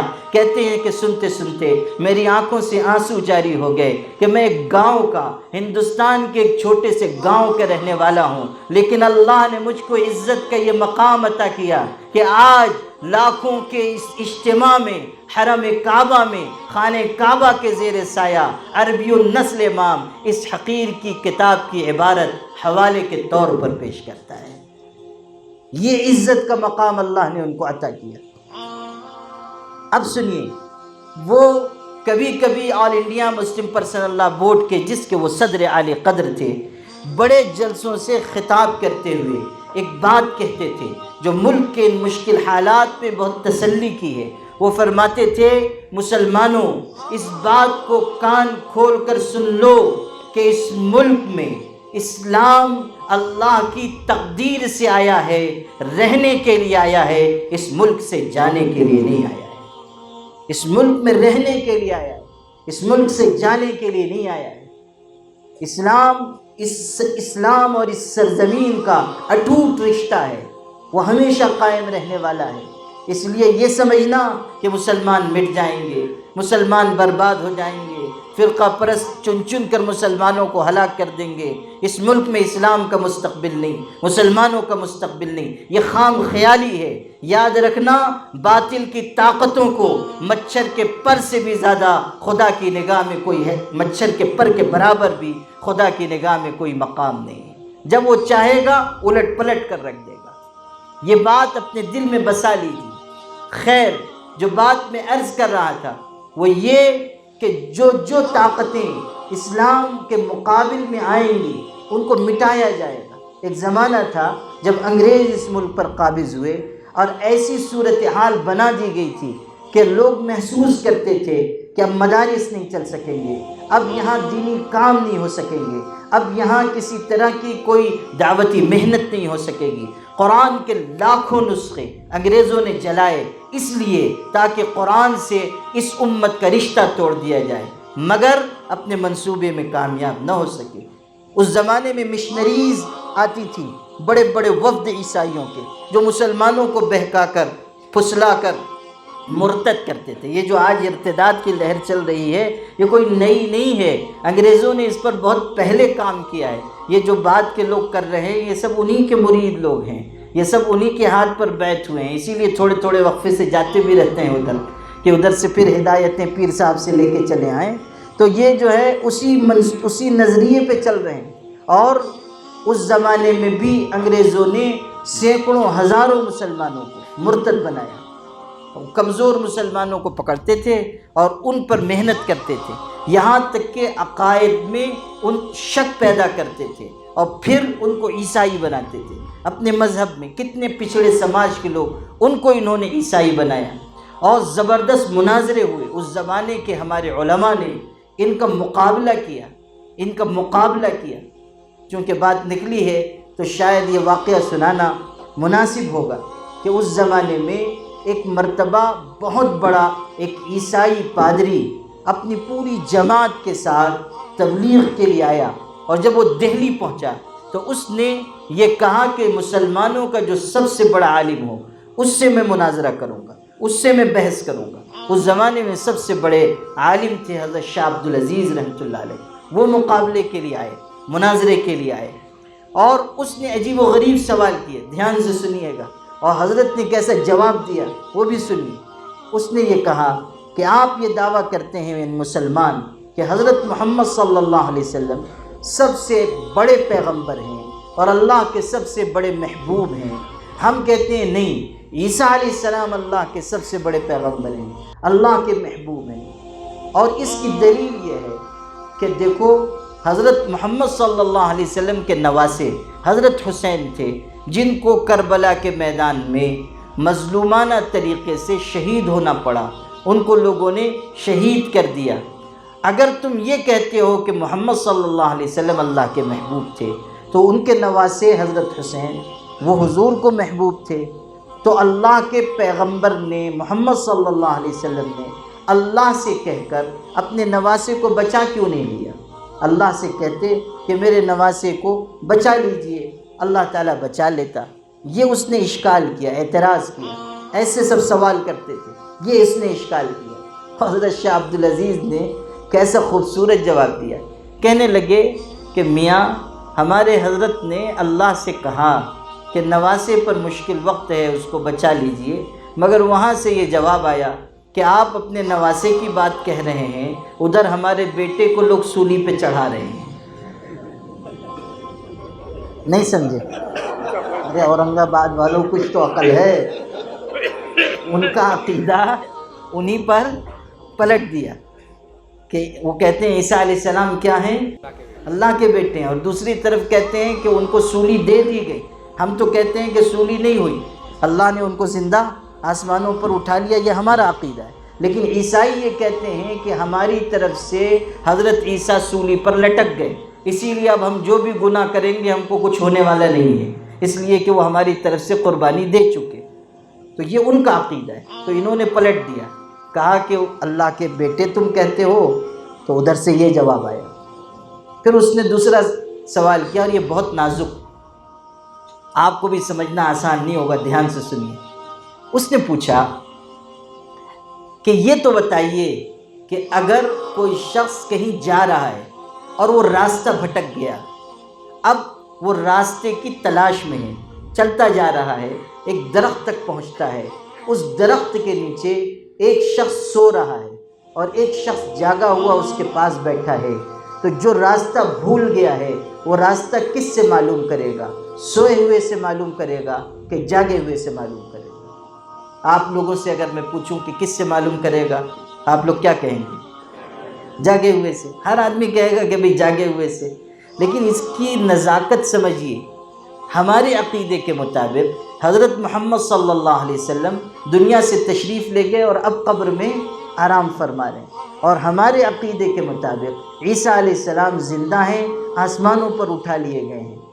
وہ یہ کہلوانا چاہتا تھا کہ جاگے ہوئے سے راستہ پوچھیں گے، مطلب یہ کہ شریعت چلے گی عیسیٰ علیہ السلام کی، اس لیے کہ وہ جاگے ہوئے ہیں، اور محمد صلی اللہ علیہ وسلم دنیا سے تشریف لے گئے، وہ سوئے ہوئے ہیں، اس لیے ان کی شریعت اب نہیں چلے گی۔ کیسا گھما کے سوال کیا۔ ایک آدمی راستہ بھٹک گیا ہے، ایک جگہ پہنچتا ہے، درخت کے نیچے دو لوگ ہیں، ایک سویا ہوا ہے، ایک جاگا ہوا ہے، راستہ کس سے معلوم کرے گا؟ بس اتنا ہی پوچھا۔ حضرت شاہ عبدالعزیز نے سمجھ لیا کہ یہ مجھ سے کیا کہلوانا چاہ رہا ہے۔ انہوں نے جو جواب دیا، سبحان اللہ، کیسا خوبصورت جواب۔ فرمایا، میاں وہ جو شخص جاگا ہوا بیٹھا ہے وہ بھی اس انتظار میں ہے کہ سویا ہوا اٹھے گا تو میں اس سے راستہ معلوم کروں گا۔ وہ اس انتظار میں، سویا ہوا اٹھے گا تو میں اس سے راستہ معلوم کروں گا۔ جو جڑ تھی وہی کاٹ دی اور بتا دیا کہ پیغمبر حضرت محمد صلی اللہ علیہ وسلم کے علاوہ اب کسی کی شریعت دنیا میں چلنے والی نہیں ہے، صرف ان کا راستہ چلے گا، صرف انہی کا طریقہ چلے گا، صرف انہی کی لائی ہوئی شریعت چلے گی، صرف انہی کی سنت کا اتباع کیا جائے گا۔ یہاں تک کہ خود حضرت نے فرمایا، لو کان موسیٰ حیا لما وسعہ الا اتباعی، اگر آج موسیٰ بھی زندہ ہو کر آ جائیں تو میری اتباع کے علاوہ کوئی چارہ کار نہیں، میرے راستے پر چلنا ہوگا، میرے طریقے کو اپنانا ہوگا۔ آخری شریعت حضرت کی، نبوت حضرت کی، قرآن آپ کا لایا ہوا، اور حضرت محمد صلی اللہ علیہ وسلم نے جو نظام دیا، نظام مصطفی، ساری دنیا کی کامیابی اگر کسی نظام میں ہے تو وہی نظام جس کو لے کر ہمارے آقا حضرت صلی اللہ علیہ وسلم تشریف لائے۔ تو یہ دوسرا سوال کیا۔ تیسرا ذرا الگ تھا، اس نے یہ کہا کہ دیکھیے، آپ کی آسمانی کتاب ہے قرآن، ہماری بائبل ہے انجیل، ایسا کرتے ہیں کہ ایک آگ جلاتے ہیں، میں اس میں بائبل ڈالتا ہوں، آپ قرآن ڈالیں، جو کتاب جل گئی وہ جھوٹی کتاب، جو کتاب نہیں جلی وہ سچی کتاب۔ حضرت شاہ عبدالعزیز نے اس کا چہرہ دیکھا، کیا فراست تھی ان کی۔ ارشاد فرمایا، اللہ کے بندے تم گستاخ لوگ ہو، تم اپنی کتاب کو جلتی ہوئی آگ میں ڈالنا پسند کرو گے، ہم ایسی گستاخی نہیں کرتے۔ اگر تم کو اسی طرح حق اور باطل کا فیصلہ کرنا ہے تو آگ جلاؤ، تم کود جاؤ اور میں بھی کود جاتا ہوں، جو جل گیا وہ باطل پر، جو جی گیا وہ حق پر، آؤ اس طرح فیصلہ کر لو، فیصلہ کرنا ایسے فیصلہ کر لو۔ بس یہ سنتے ہی وہ بھاگا، اس لیے کہ بائبل پر تو کوئی مسالہ لگا کے لے کر آیا تھا کہ جس پر آگ اثر نہیں کرتی، اور جسم پر تو کوئی مسالہ تھا نہیں، اس نے سوچا ہوگا کہ یہاں بھی جلوں گا اور اوپر تو جلنا ہی جلنا ہے، تو اس لیے وہاں سے فر یا فرو کی گردان پڑتا ہوا غائب ہو گیا۔ اس طرح کوششیں کی گئیں بہکانے کی، فتنے برپا کرنے کی، مسلمانوں کے ایمان پر ڈاکہ ڈالنے کی، ہر زمانے میں کوششیں ہوئیں، آج بھی کوششیں ہو رہی ہیں، اور پھر مختلف قسم کے لوگوں کو کھڑا کیا جا رہا ہے۔ شکیل ابن حنیف پیدا ہوا، یہ شکیل ابن حنیف بہار کا رہنے والا ہے، دہلی سے اپنے فتنے کا اس نے آغاز کیا، پھر آپ کے اس اورنگ آباد کو اپنا مرکز بنایا، اور میں آپ سے، آپ کے علماء سے، یہاں کے رہنے والے غیور مسلمانوں سے کہنا چاہتا ہوں کہ آپ کے اس علاقے کا نام جھوٹے مدعی نبوت کے ساتھ لیا جاتا ہے، آپ کو اس سے شرم محسوس ہونی چاہیے، آپ کو اس فتنے کے مقابلے کا عزم پیدا کرنا چاہیے، آپ کو یہ جذبہ پیدا کرنا چاہیے کہ یہ جو لمبی داڑھیاں رکھ کر، لمبے لمبے کرتے پہن کر، اور ماشاءاللہ سبحان اللہ انشاءاللہ کہتے ہوئے شکیل ابن حنیف کے حواری مواری آپ کے ارد گرد، آپ کے محلوں میں، آپ کی بستیوں میں چل پھر رہے ہیں اور جھوٹی نبوت کا پرچار کر رہے ہیں، آپ کو انہیں پہچاننا چاہیے، آپ کو ان کا تعاقب کرنا چاہیے، آپ کو ان کے فتنوں سے لوگوں کو باخبر کرنا چاہیے، ایک ایک مسلمان کو آپ کو بتانا چاہیے کہ یہ ایمان کے لٹیرے ہیں، یہ دین کے ڈکیت ہیں، یہ جھوٹی نبوت کا پرچار کرنے والے غلیظ اور نجس اور بدترین خلائق لوگ ہیں۔ آپ کو اس کے سلسلے میں اپنے دل میں عزم پیدا کرنا چاہیے، آپ کے دل میں جذبہ آنا چاہیے۔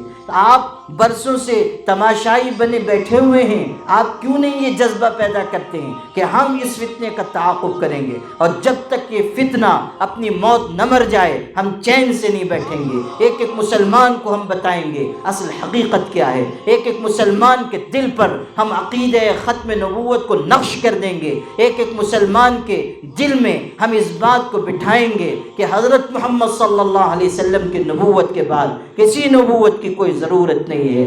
آپ کا لایا ہوا دین، آپ کی پہنچائی ہوئی شریعت، آپ کا دیا ہوا نظام ہم سب کے لیے کافی اور شافی ہے۔ قیامت تک آنے والے ایک ایک انسان کی نجات اور ہدایت اسی میں مضمر اور پوشیدہ ہے۔ ہمیں یہ کام کرنا چاہیے، آپ کی یہ ذمہ داری ہے۔ کوئی مشکل اس راستے میں آئے آپ اس کو جھیلیے، کوئی قربانی دینی پڑے آپ قربانی دیجئے۔ عطا اللہ شاہ بخاری جس زمانے میں قادیانیت کے خلاف شعلہ بار تقریریں کر رہے تھے، اس زمانے میں ایک دن اسٹیج پر تقریر کرتے ہوئے اپنے 8 سالہ بیٹے عطاء المنعم بخاری کو انہوں نے اپنے ساتھ کھڑا کر دیا اور جوش میں فرمایا کہ حضرت محمد صلی اللہ علیہ وسلم کی نبوت کی حفاظت کے لیے اگر آج کوئی میرے اس 8 سالہ بچے کی جان مانگے گا تو اس کی بھی اور اس کے جیسے ہزاروں بچوں کی جانیں تحفظ ختم نبوت کے لیے قربان ہیں۔ یہ جذبہ تھا اور اس احساس کے ساتھ وہ جیتے تھے۔ ہمیں بھی اپنے دل میں یہ جذبہ لانا چاہیے کہ ہم جھوٹے مدعیان نبوت کے خلاف مضبوطی سے کھڑے ہو جائیں، قربانی دیں۔ یہی وہ چیز ہے جو کل قیامت کے دن ہمیں شفاعت نبی کے قریب کرے گی، یہی وہ چیز ہے جو کل قیامت کے دن ہماری سرخروئی کا باعث ہوگی۔ روز بروز نئے نئے فتنے پیدا ہو رہے ہیں اور وہ فتنے بڑھتے چڑھتے چلے آ رہے ہیں۔ ہم ان کے مقابلے کے لیے کیا کر رہے ہیں؟ ہم ان فتنوں کی سرکوبی کے لیے کیا کر رہے ہیں؟ یہ گوہر شاہی فتنہ پیدا ہو گیا، پڑوس کے ملک سے یہ فتنہ پھیلایا جا رہا ہے اور ہمارے ملک میں بھی پھیل رہا ہے۔ بنگلور میں انہوں نے اپنا مرکز قائم کر لیا، اپنا سینٹر قائم کر لیا اور بدترین باتوں کا پرچار کر رہے ہیں۔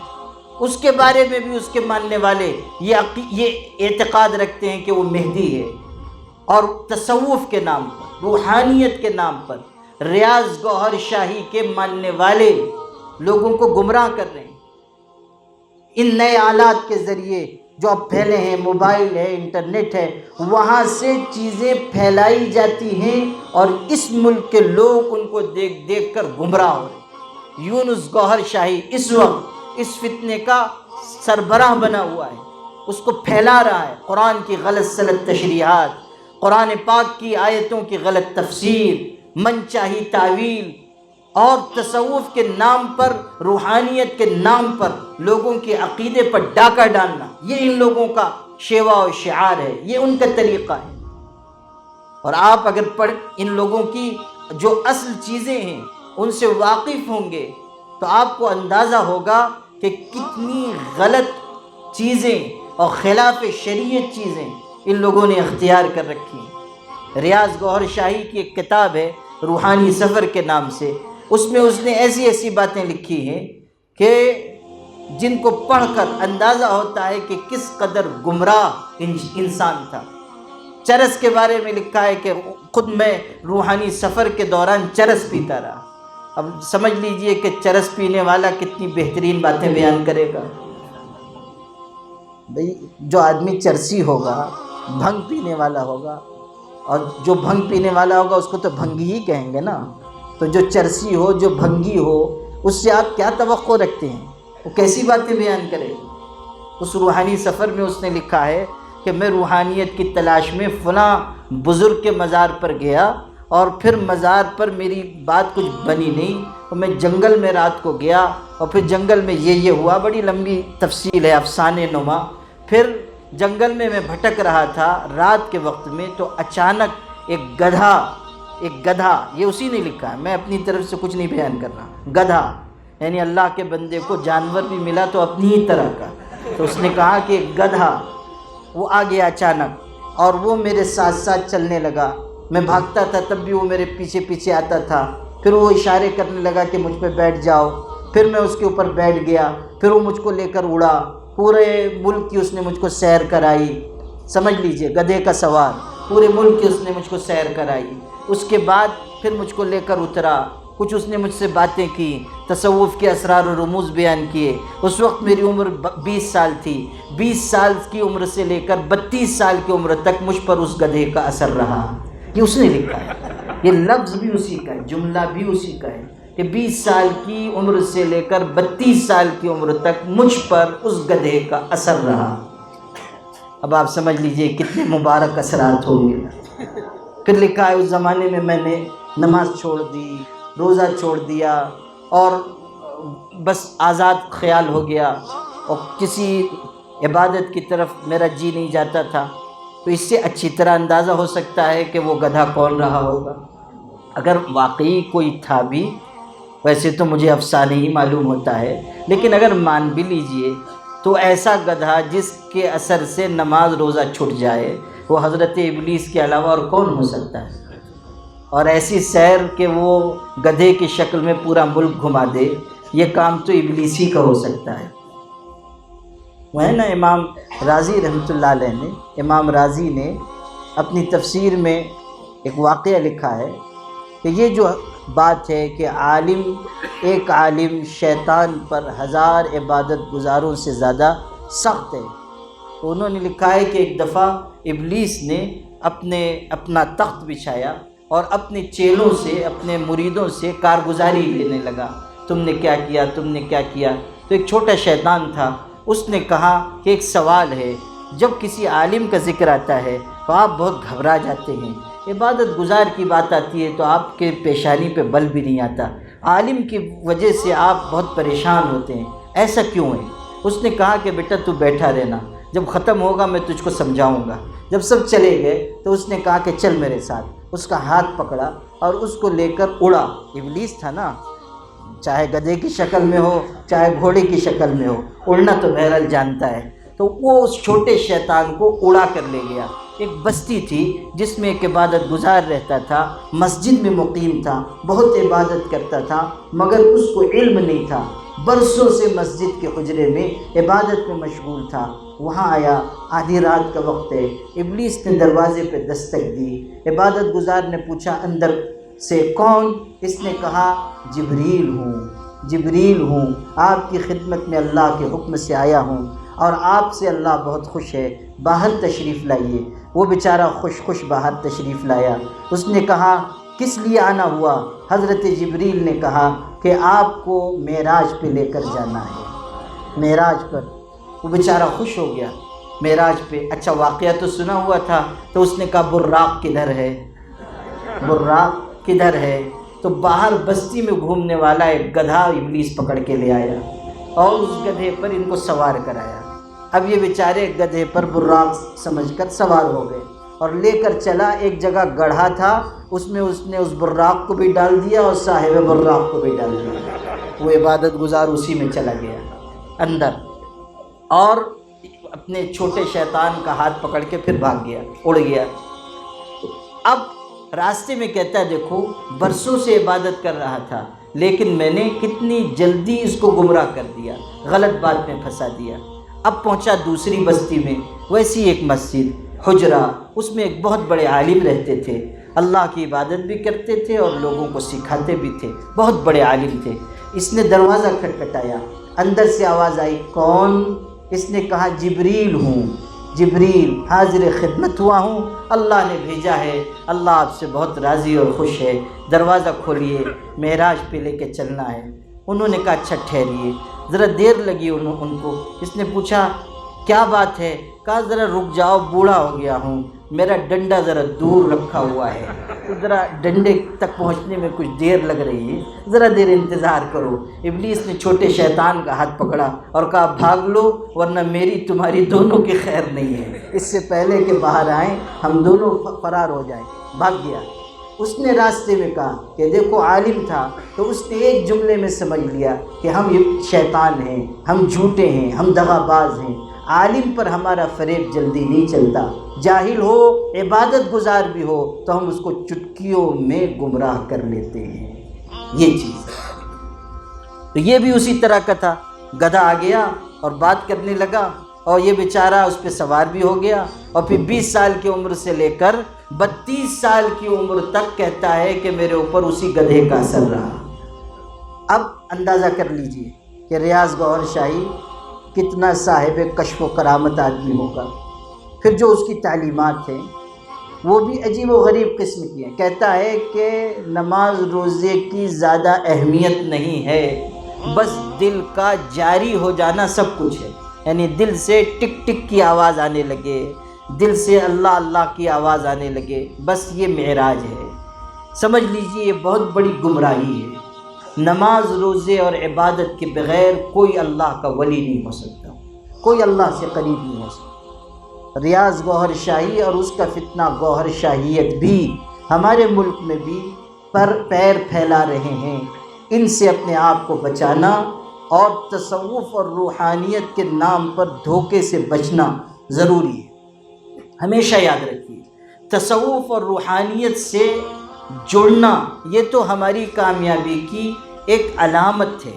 اللہ اللہ کرنا، کسی صاحب دل سے بیعت ہو جانا، ان سے اپنی تربیت کرانا، اپنی اصلاح کے لیے ان کی جوتیاں سیدھی کرنا، ان سے تعلیم لینا، یہ تو ہر مسلمان کو کرنا چاہیے، یہ ہر مسلمان کے لیے ضروری ہے۔ دل کی پاکی اور صفائی ہر شخص کے لیے ضروری ہے۔ یہ بھی بہت بڑی غلط فہمی پیدا ہو گئی کہ یہ نظام تصوف کا کچھ لوگوں کے لیے، کچھ لوگ اللہ اللہ کرنے والے ہو جائیں، کسی کا دل چاہے تو بیعت ہو جائے، کسی کا دل چاہے تو مرید ہو جائے، نہیں تو کوئی ضرورت نہیں ہے، ہرگز نہیں، ہرگز نہیں۔ میں آپ سے صاف کہہ رہا ہوں کہ اپنے آپ کی کامل اصلاح کے لیے، اپنے آپ کی کامل اصلاح کے لیے کسی صاحب دل کی صحبت ضروری ہے، ان سے تعلق ضروری ہے۔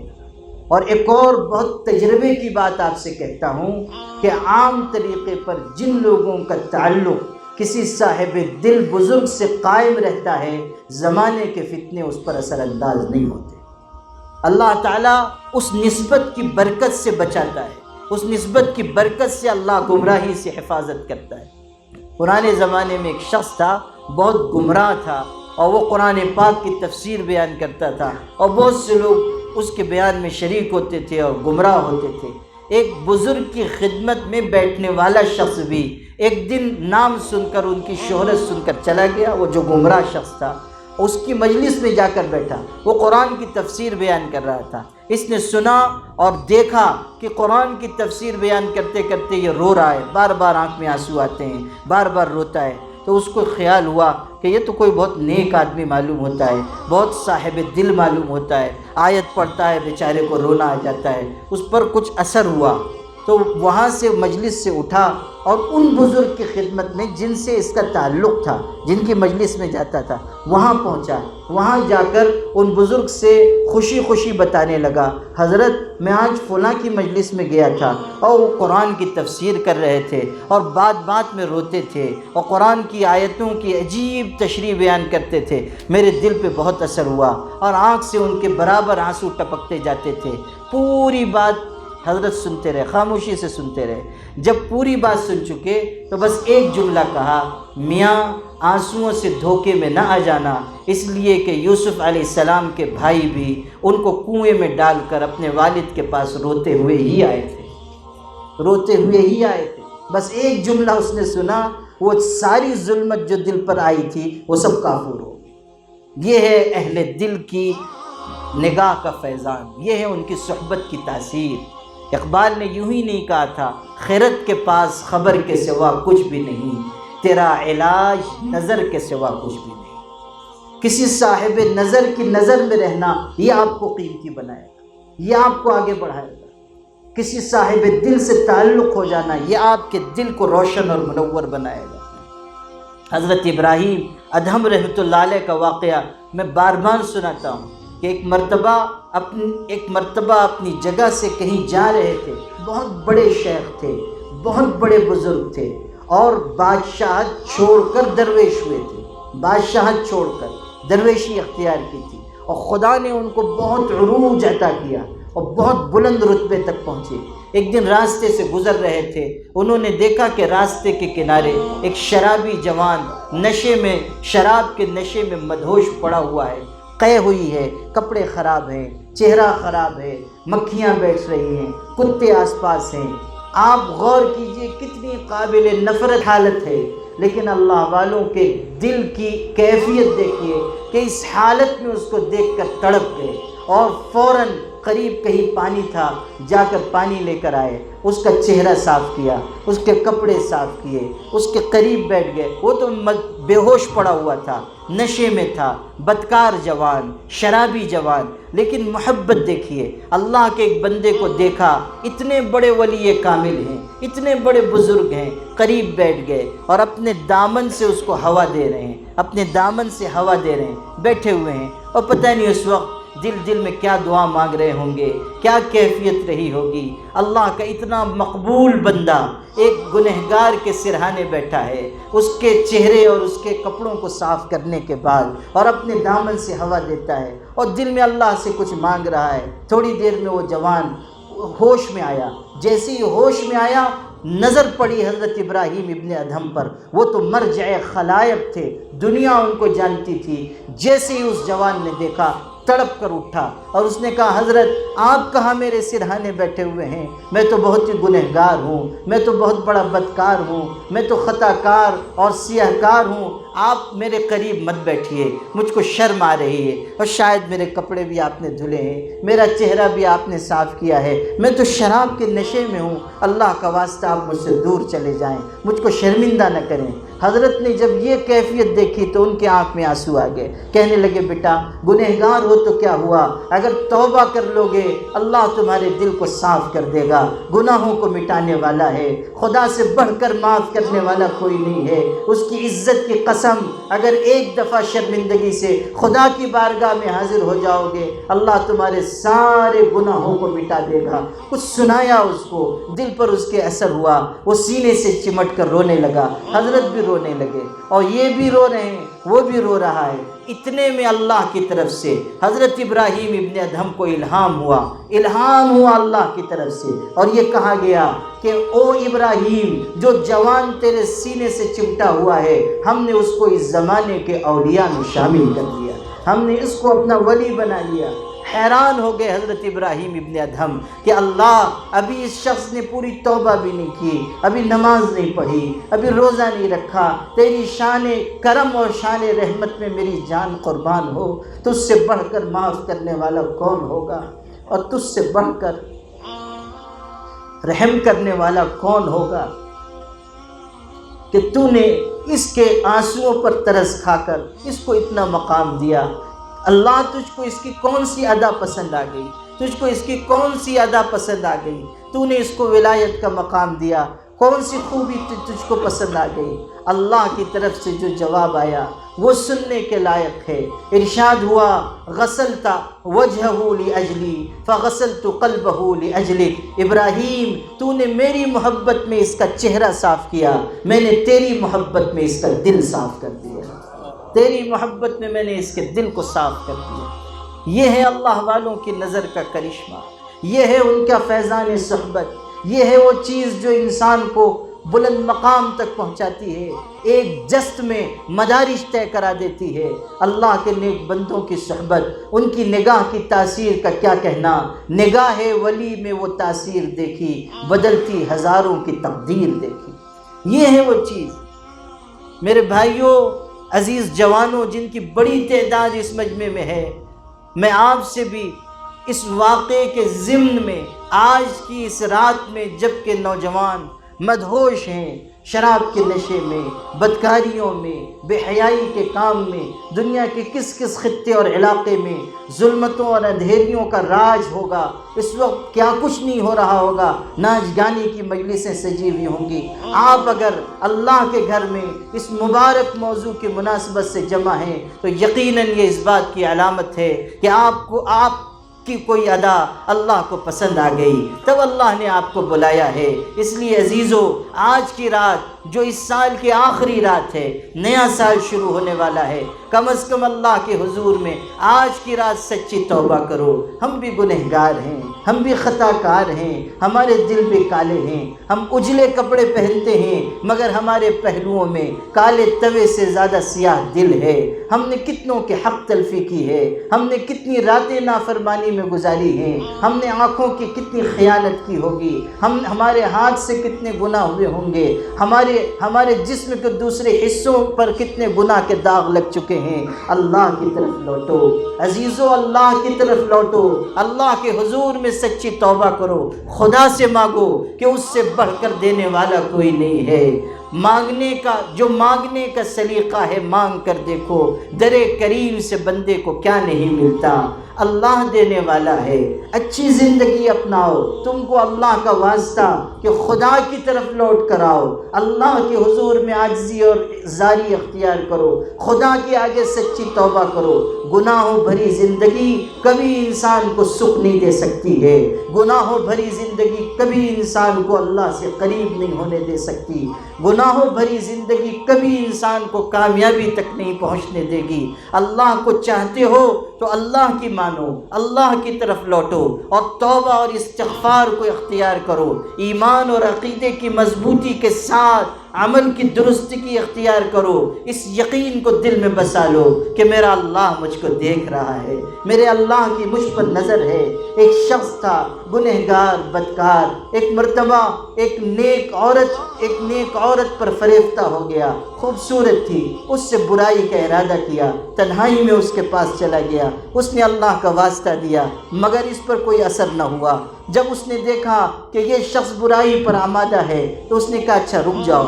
کیسا خوبصورت طریقہ اس اللہ کی بندی نے نصیحت کا اختیار کیا، کہنے لگے رک جاؤ، میں دروازے بند کر دوں، کھڑکیاں بند کر دوں، تب تمہارے پاس آتی ہوں، کوئی دیکھ نہ لے، کوئی ہمارے اوپر نظر نہ ڈالے، رک جاؤ۔ گئی اور تھوڑی دیر کے بعد آ کر کہنے لگی سب دروازے میں نے بند کر دیے ہیں لیکن ایک دروازہ مجھ سے بند نہیں ہو رہا ہے، ایک دروازہ مجھ سے بند نہیں ہو رہا ہے۔ اس مرد نے یہ سمجھا کہ کوئی مضبوط دروازہ ہوگا، یہ عورت ذات ہے، کمزور ہے، بند نہیں کر پا رہی ہے۔ اس نے کہا مجھ کو لے چلو، میں اس دروازے کو بند کر دوں گا۔ کہاں ہے وہ دروازہ؟ اس خاتون نے کہا یہ وہ دروازہ ہے جو ہمارے اور ہمارے اللہ کے درمیان ہے، اگر طاقت ہو تو تم اس دروازے کو بند کر دو۔ اللہ اور اس کے بندوں کے درمیان جو دروازہ ہے اس کو کون بند کر سکتا ہے؟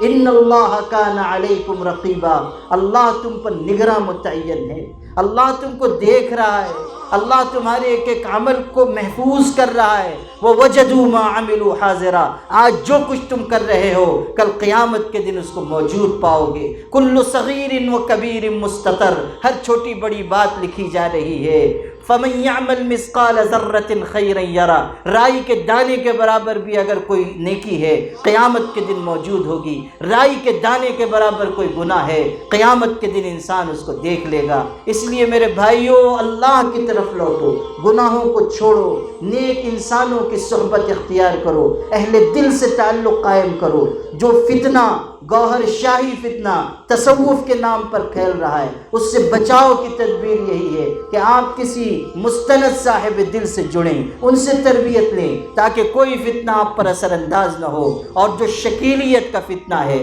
قادیانیت کا فتنہ ہے، اور جو دوسری گمراہیاں ہیں، ان سب سے آپ کی حفاظت اسی وقت ہوگی جب آپ کسی کا دامن تھامے ہوئے ہو، جب آپ کہیں سے تربیت لے رہے ہوں، جب آپ کے پاس علم ہو، جب آپ کے پاس عمل ہو، جب آپ صحیح اور سچے راستے کی پیروی کر رہے ہو۔ اس لیے میرے بھائیوں، اس طریقے کو اپنا کر ہم فتنوں سے، گمراہیوں سے بچ سکتے ہیں۔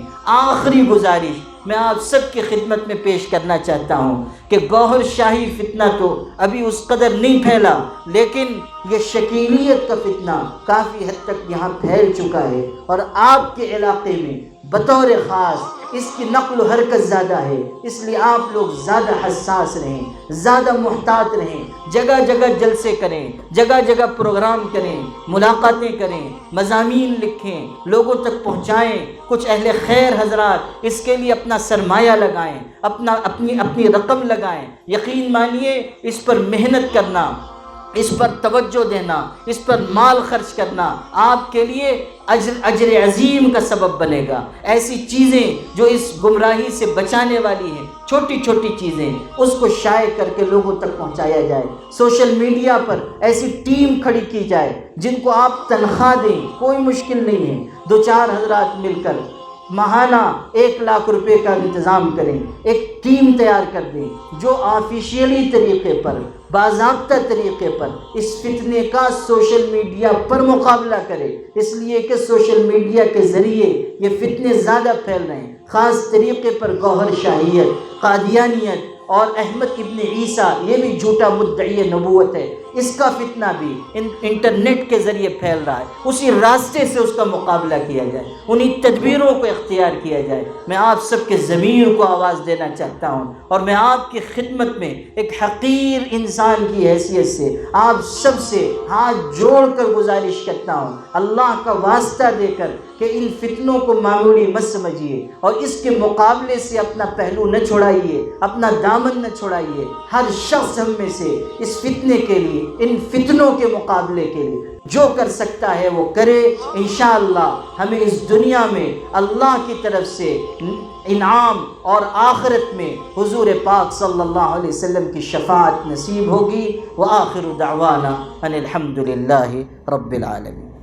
اللهم لك الحمد كما ينبغي لجلال وجهك وعظيم سلطانك، اللهم صل على سيدنا محمد وعترته بعدد كل معلوم لك، اللهم أنت السلام ومنك السلام، تباركت يا ذا الجلال والإكرام، لا إله إلا الله الحليم الكريم، سبحان الله رب العرش العظيم، الحمد لله رب العالمين، اللهم إنا نسألك موجبات رحمتك وعزائم مغفرتك والغنيمة من كل بر والسلامة من كل إثم، لا تدع لنا ذنبا إلا غفرته ولا هما إلا فرجته ولا حاجة هي لك رضا إلا قضيتها يا أرحم الراحمين يا أرحم الراحمين۔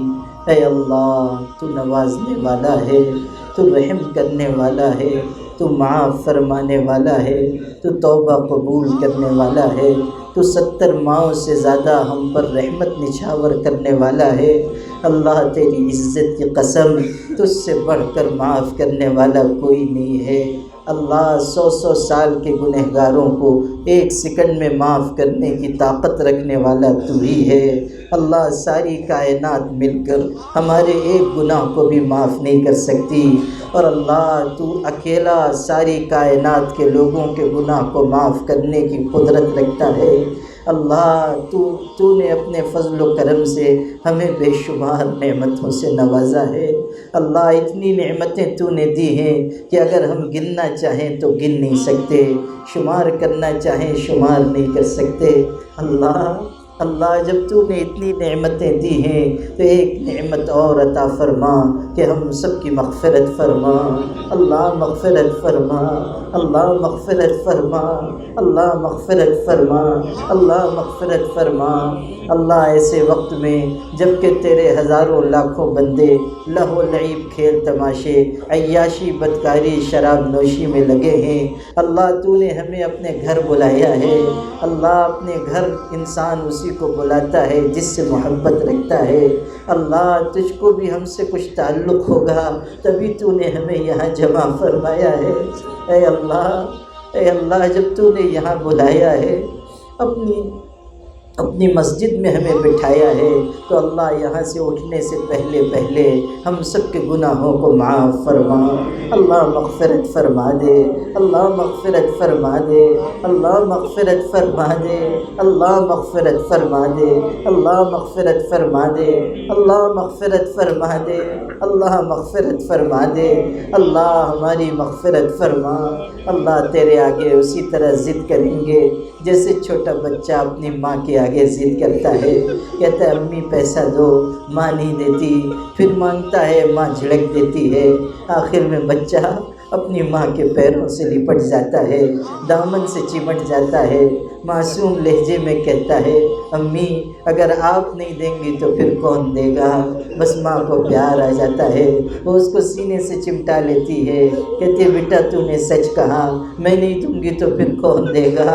اللہ ہم بھی تو تیرے بندے ہیں، تیرے محبوب نبی کی امت ہیں، اللہ ہم بھی تجھ سے یہی کہتے ہیں کہ اگر تو نہیں معاف کرے گا تو پھر کون معاف کرے گا؟ اللہ اگر تو نہیں بخشے گا تو پھر کون بخشے گا؟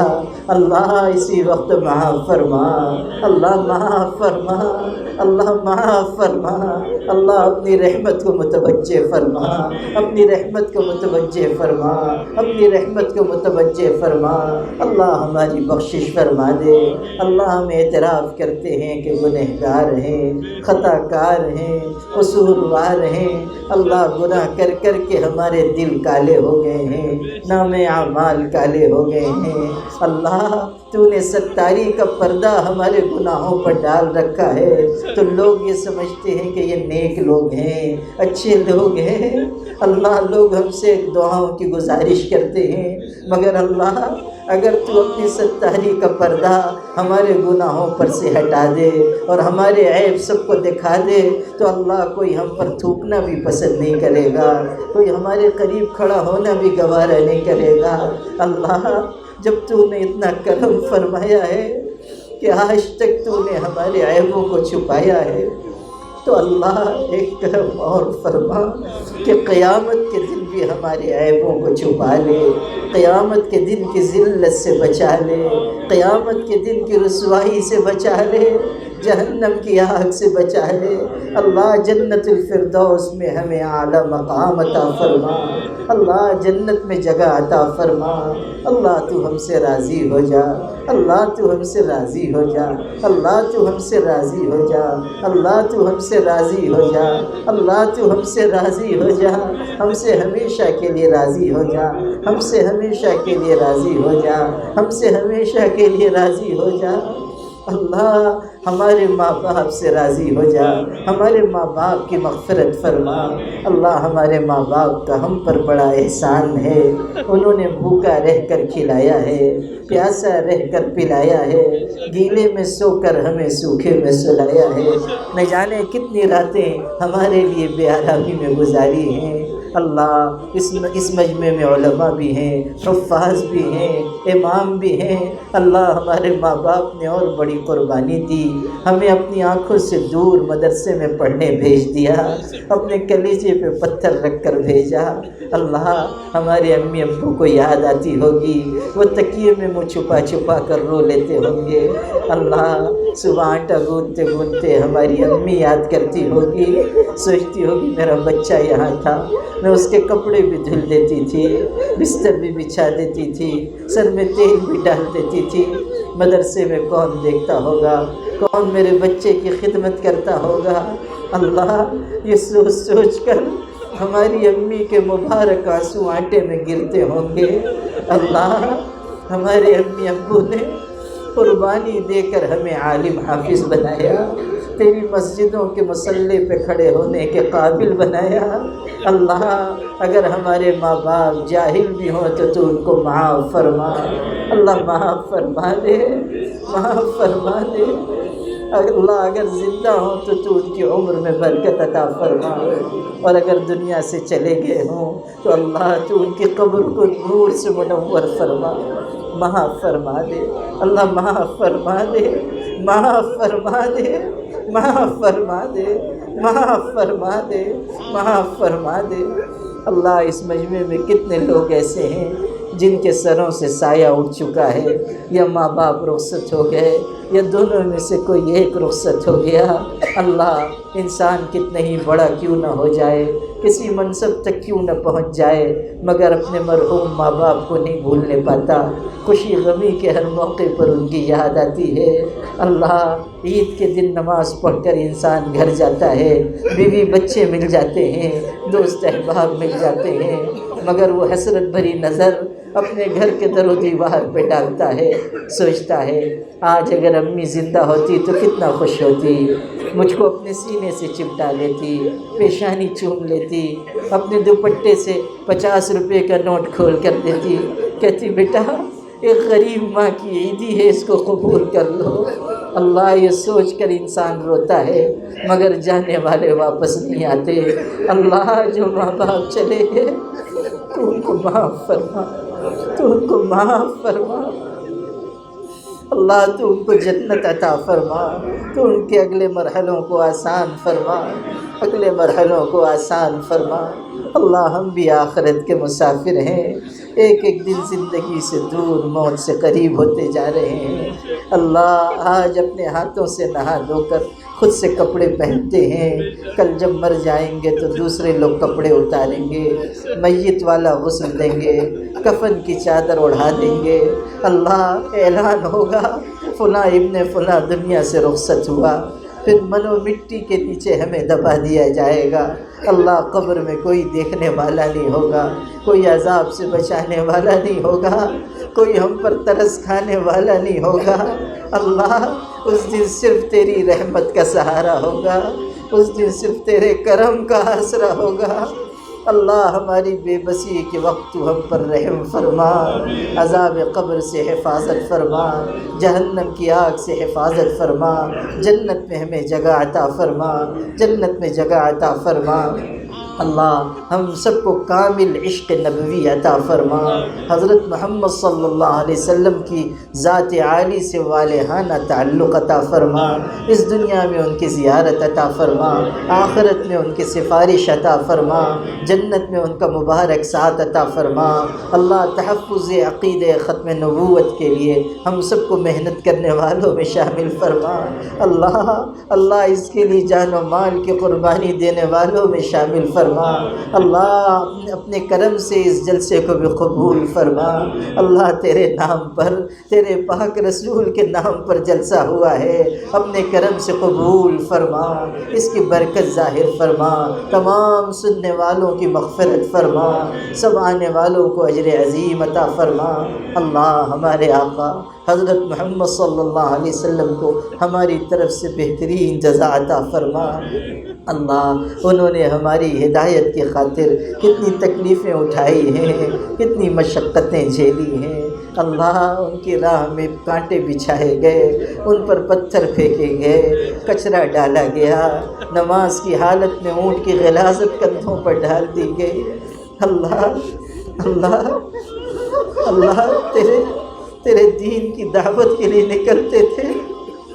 اللہ آج ہم جلسوں میں جاتے ہیں، یہ جماعت کے لوگ نقل و حرکت کے لیے نکلتے ہیں، ہمیں اچھے اچھے کھانے کھلائے جاتے ہیں، ہاتھ چوما جاتا ہے، استقبال کیا جاتا ہے، مگر اللہ تیرے پاک پیغمبر نکلتے تھے تو ان کی راہ میں کانٹے بچھائے جاتے تھے، ان پر پتھر پھینکا جاتا تھا، بھرے بازار میں کہا جاتا تھا اس شخص کی بات نہ سننا، یہ جھوٹا انسان ہے۔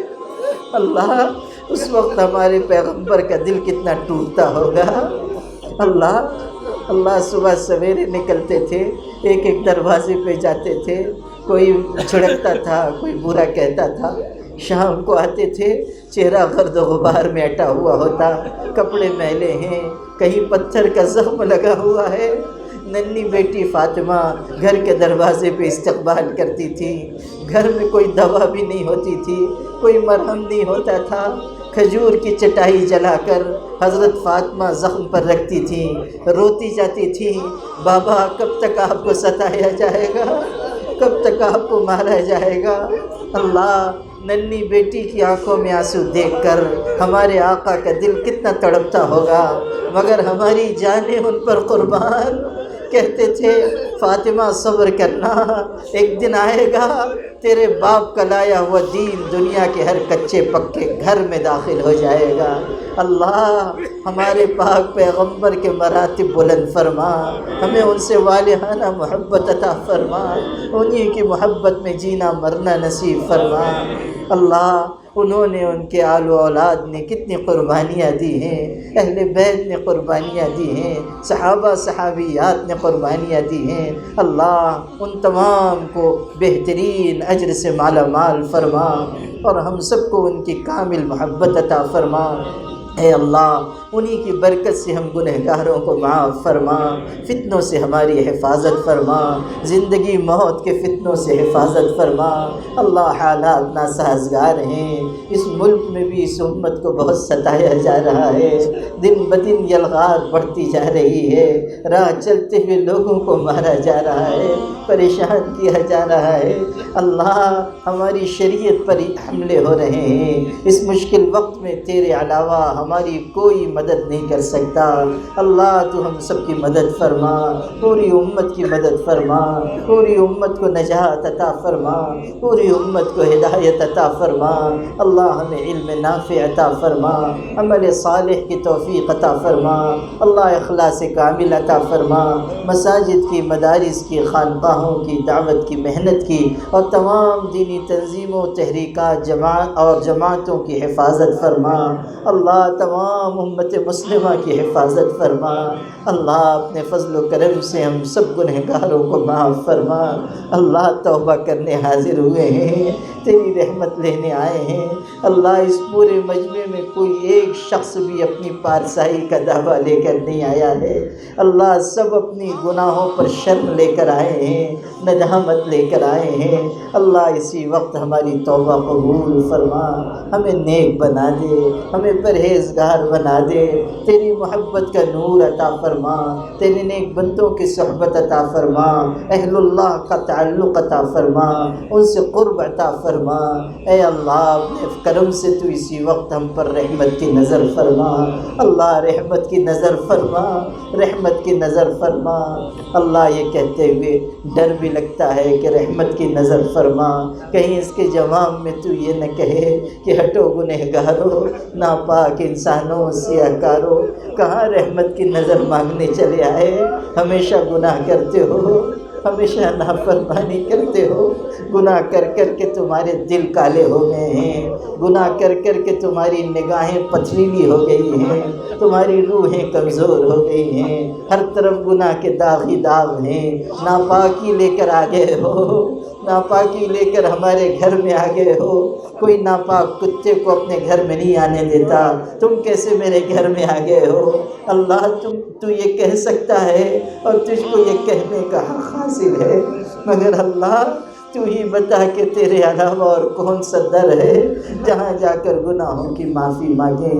اللہ، تو ہی بخشنے والا ہے، تو نے قرآن میں کہا ہے وَمَن يَغْفِرُ الذُّنُوبَ إِلَّا اللَّهُ، گناہ کو ہمارے علاوہ کوئی معاف نہیں کر سکتا۔ اللہ، بے شک تو ہی معافی دینے والا ہے، ہم سب کو اسی وقت معاف فرما دے، اچھی زندگی عطا فرما، سچی زبان عطا فرما، تیری یاد میں بہنے والی آنکھیں عطا فرما، بیماریوں سے صحت شفا عطا فرما، پریشانیوں کو دور فرما، مقروضوں کا قرض ادا فرما۔ اللہ، اس رات کو بھی اور آئندہ زندگی کے تمام دنوں اور راتوں میں ہر شیطانی عمل سے، ہر برے کام سے ہم سب کی حفاظت فرما، گناہوں سے دوری عطا فرما، طاعت کی طرف رغبت عطا فرما، سجدوں کی کثرت عطا فرما، حضرت محمد صلی اللہ علیہ وسلم کی برکتوں سے مانگی ہوئی مرادیں عطا فرما، اس جلسے کا انتظام کرنے والوں کو اجر عطا فرما، خرچ کرنے والوں کو قبول فرما، اپنے کرم سے تمام مخلصین کو بہترین اجر سے مالا مال فرما۔ ربنا تقبل منا انك انت السميع العليم وتب علينا انك انت التواب الرحيم۔ سبحان ربك رب العزة عما يصفون وسلام على المرسلين والحمد لله رب العالمين۔ چوکو اسٹار اعلیٰ کوالٹی کے عمدہ لذیذ چاکلیٹس، علماء، حفاظ اور تجارت کرنے والوں کے لیے بہترین موقع۔ چوکو اسٹار اورنگ آباد۔ مزید تفصیلات کے لیے ابھی کال کریں۔ مدارس اور مکاتب والوں کے لیے خوشخبری، مفتی عربین ڈریس، عربی جبہ، شایا، توب اور صدری، حافظ عالم فاضل مفتی بن کر فارغ ہونے والوں اور مکتب کے بچوں کے لیے ایک نیا تحفہ۔ سالانہ پروگرام میں انعامات دینے کے لیے ایک انوکھی چیز انڈیا میں کہیں بھی حاصل کرنے کے لیے ابھی کال کریں۔ مفتی عربین ڈریس، ابراہیم پورہ، بھوپال، انڈیا۔ تحفظ میڈیا کی لاجواب کوشش، نیکسٹ میسج اب نئے انداز میں، جہاں آپ دیکھ سکیں گے ایمان و عقیدے کو مضبوط کرنے والے دلچسپ کارٹونز کا ایک نیا سلسلہ۔ ہم لے چلیں گے آپ کو کارٹونز کی ایک خوبصورت دنیا میں۔ کفریہ اور شرکیہ کارٹون سے اب ملے گا چھٹکارا۔ اب ہوں گے اور بھی دلچسپ اور مزیدار سلسلے، ہم کے بعد خوبصورت نظمیں، دلچسپ واقعات، دعائیں اور بہت کچھ، صرف کڈس میسج پر۔ جلدی کرے اور ابھی سبسکرائب کرے، اور ہاں دوستو، اپنے دوستوں کو شیئر کرنا نہ بھولے۔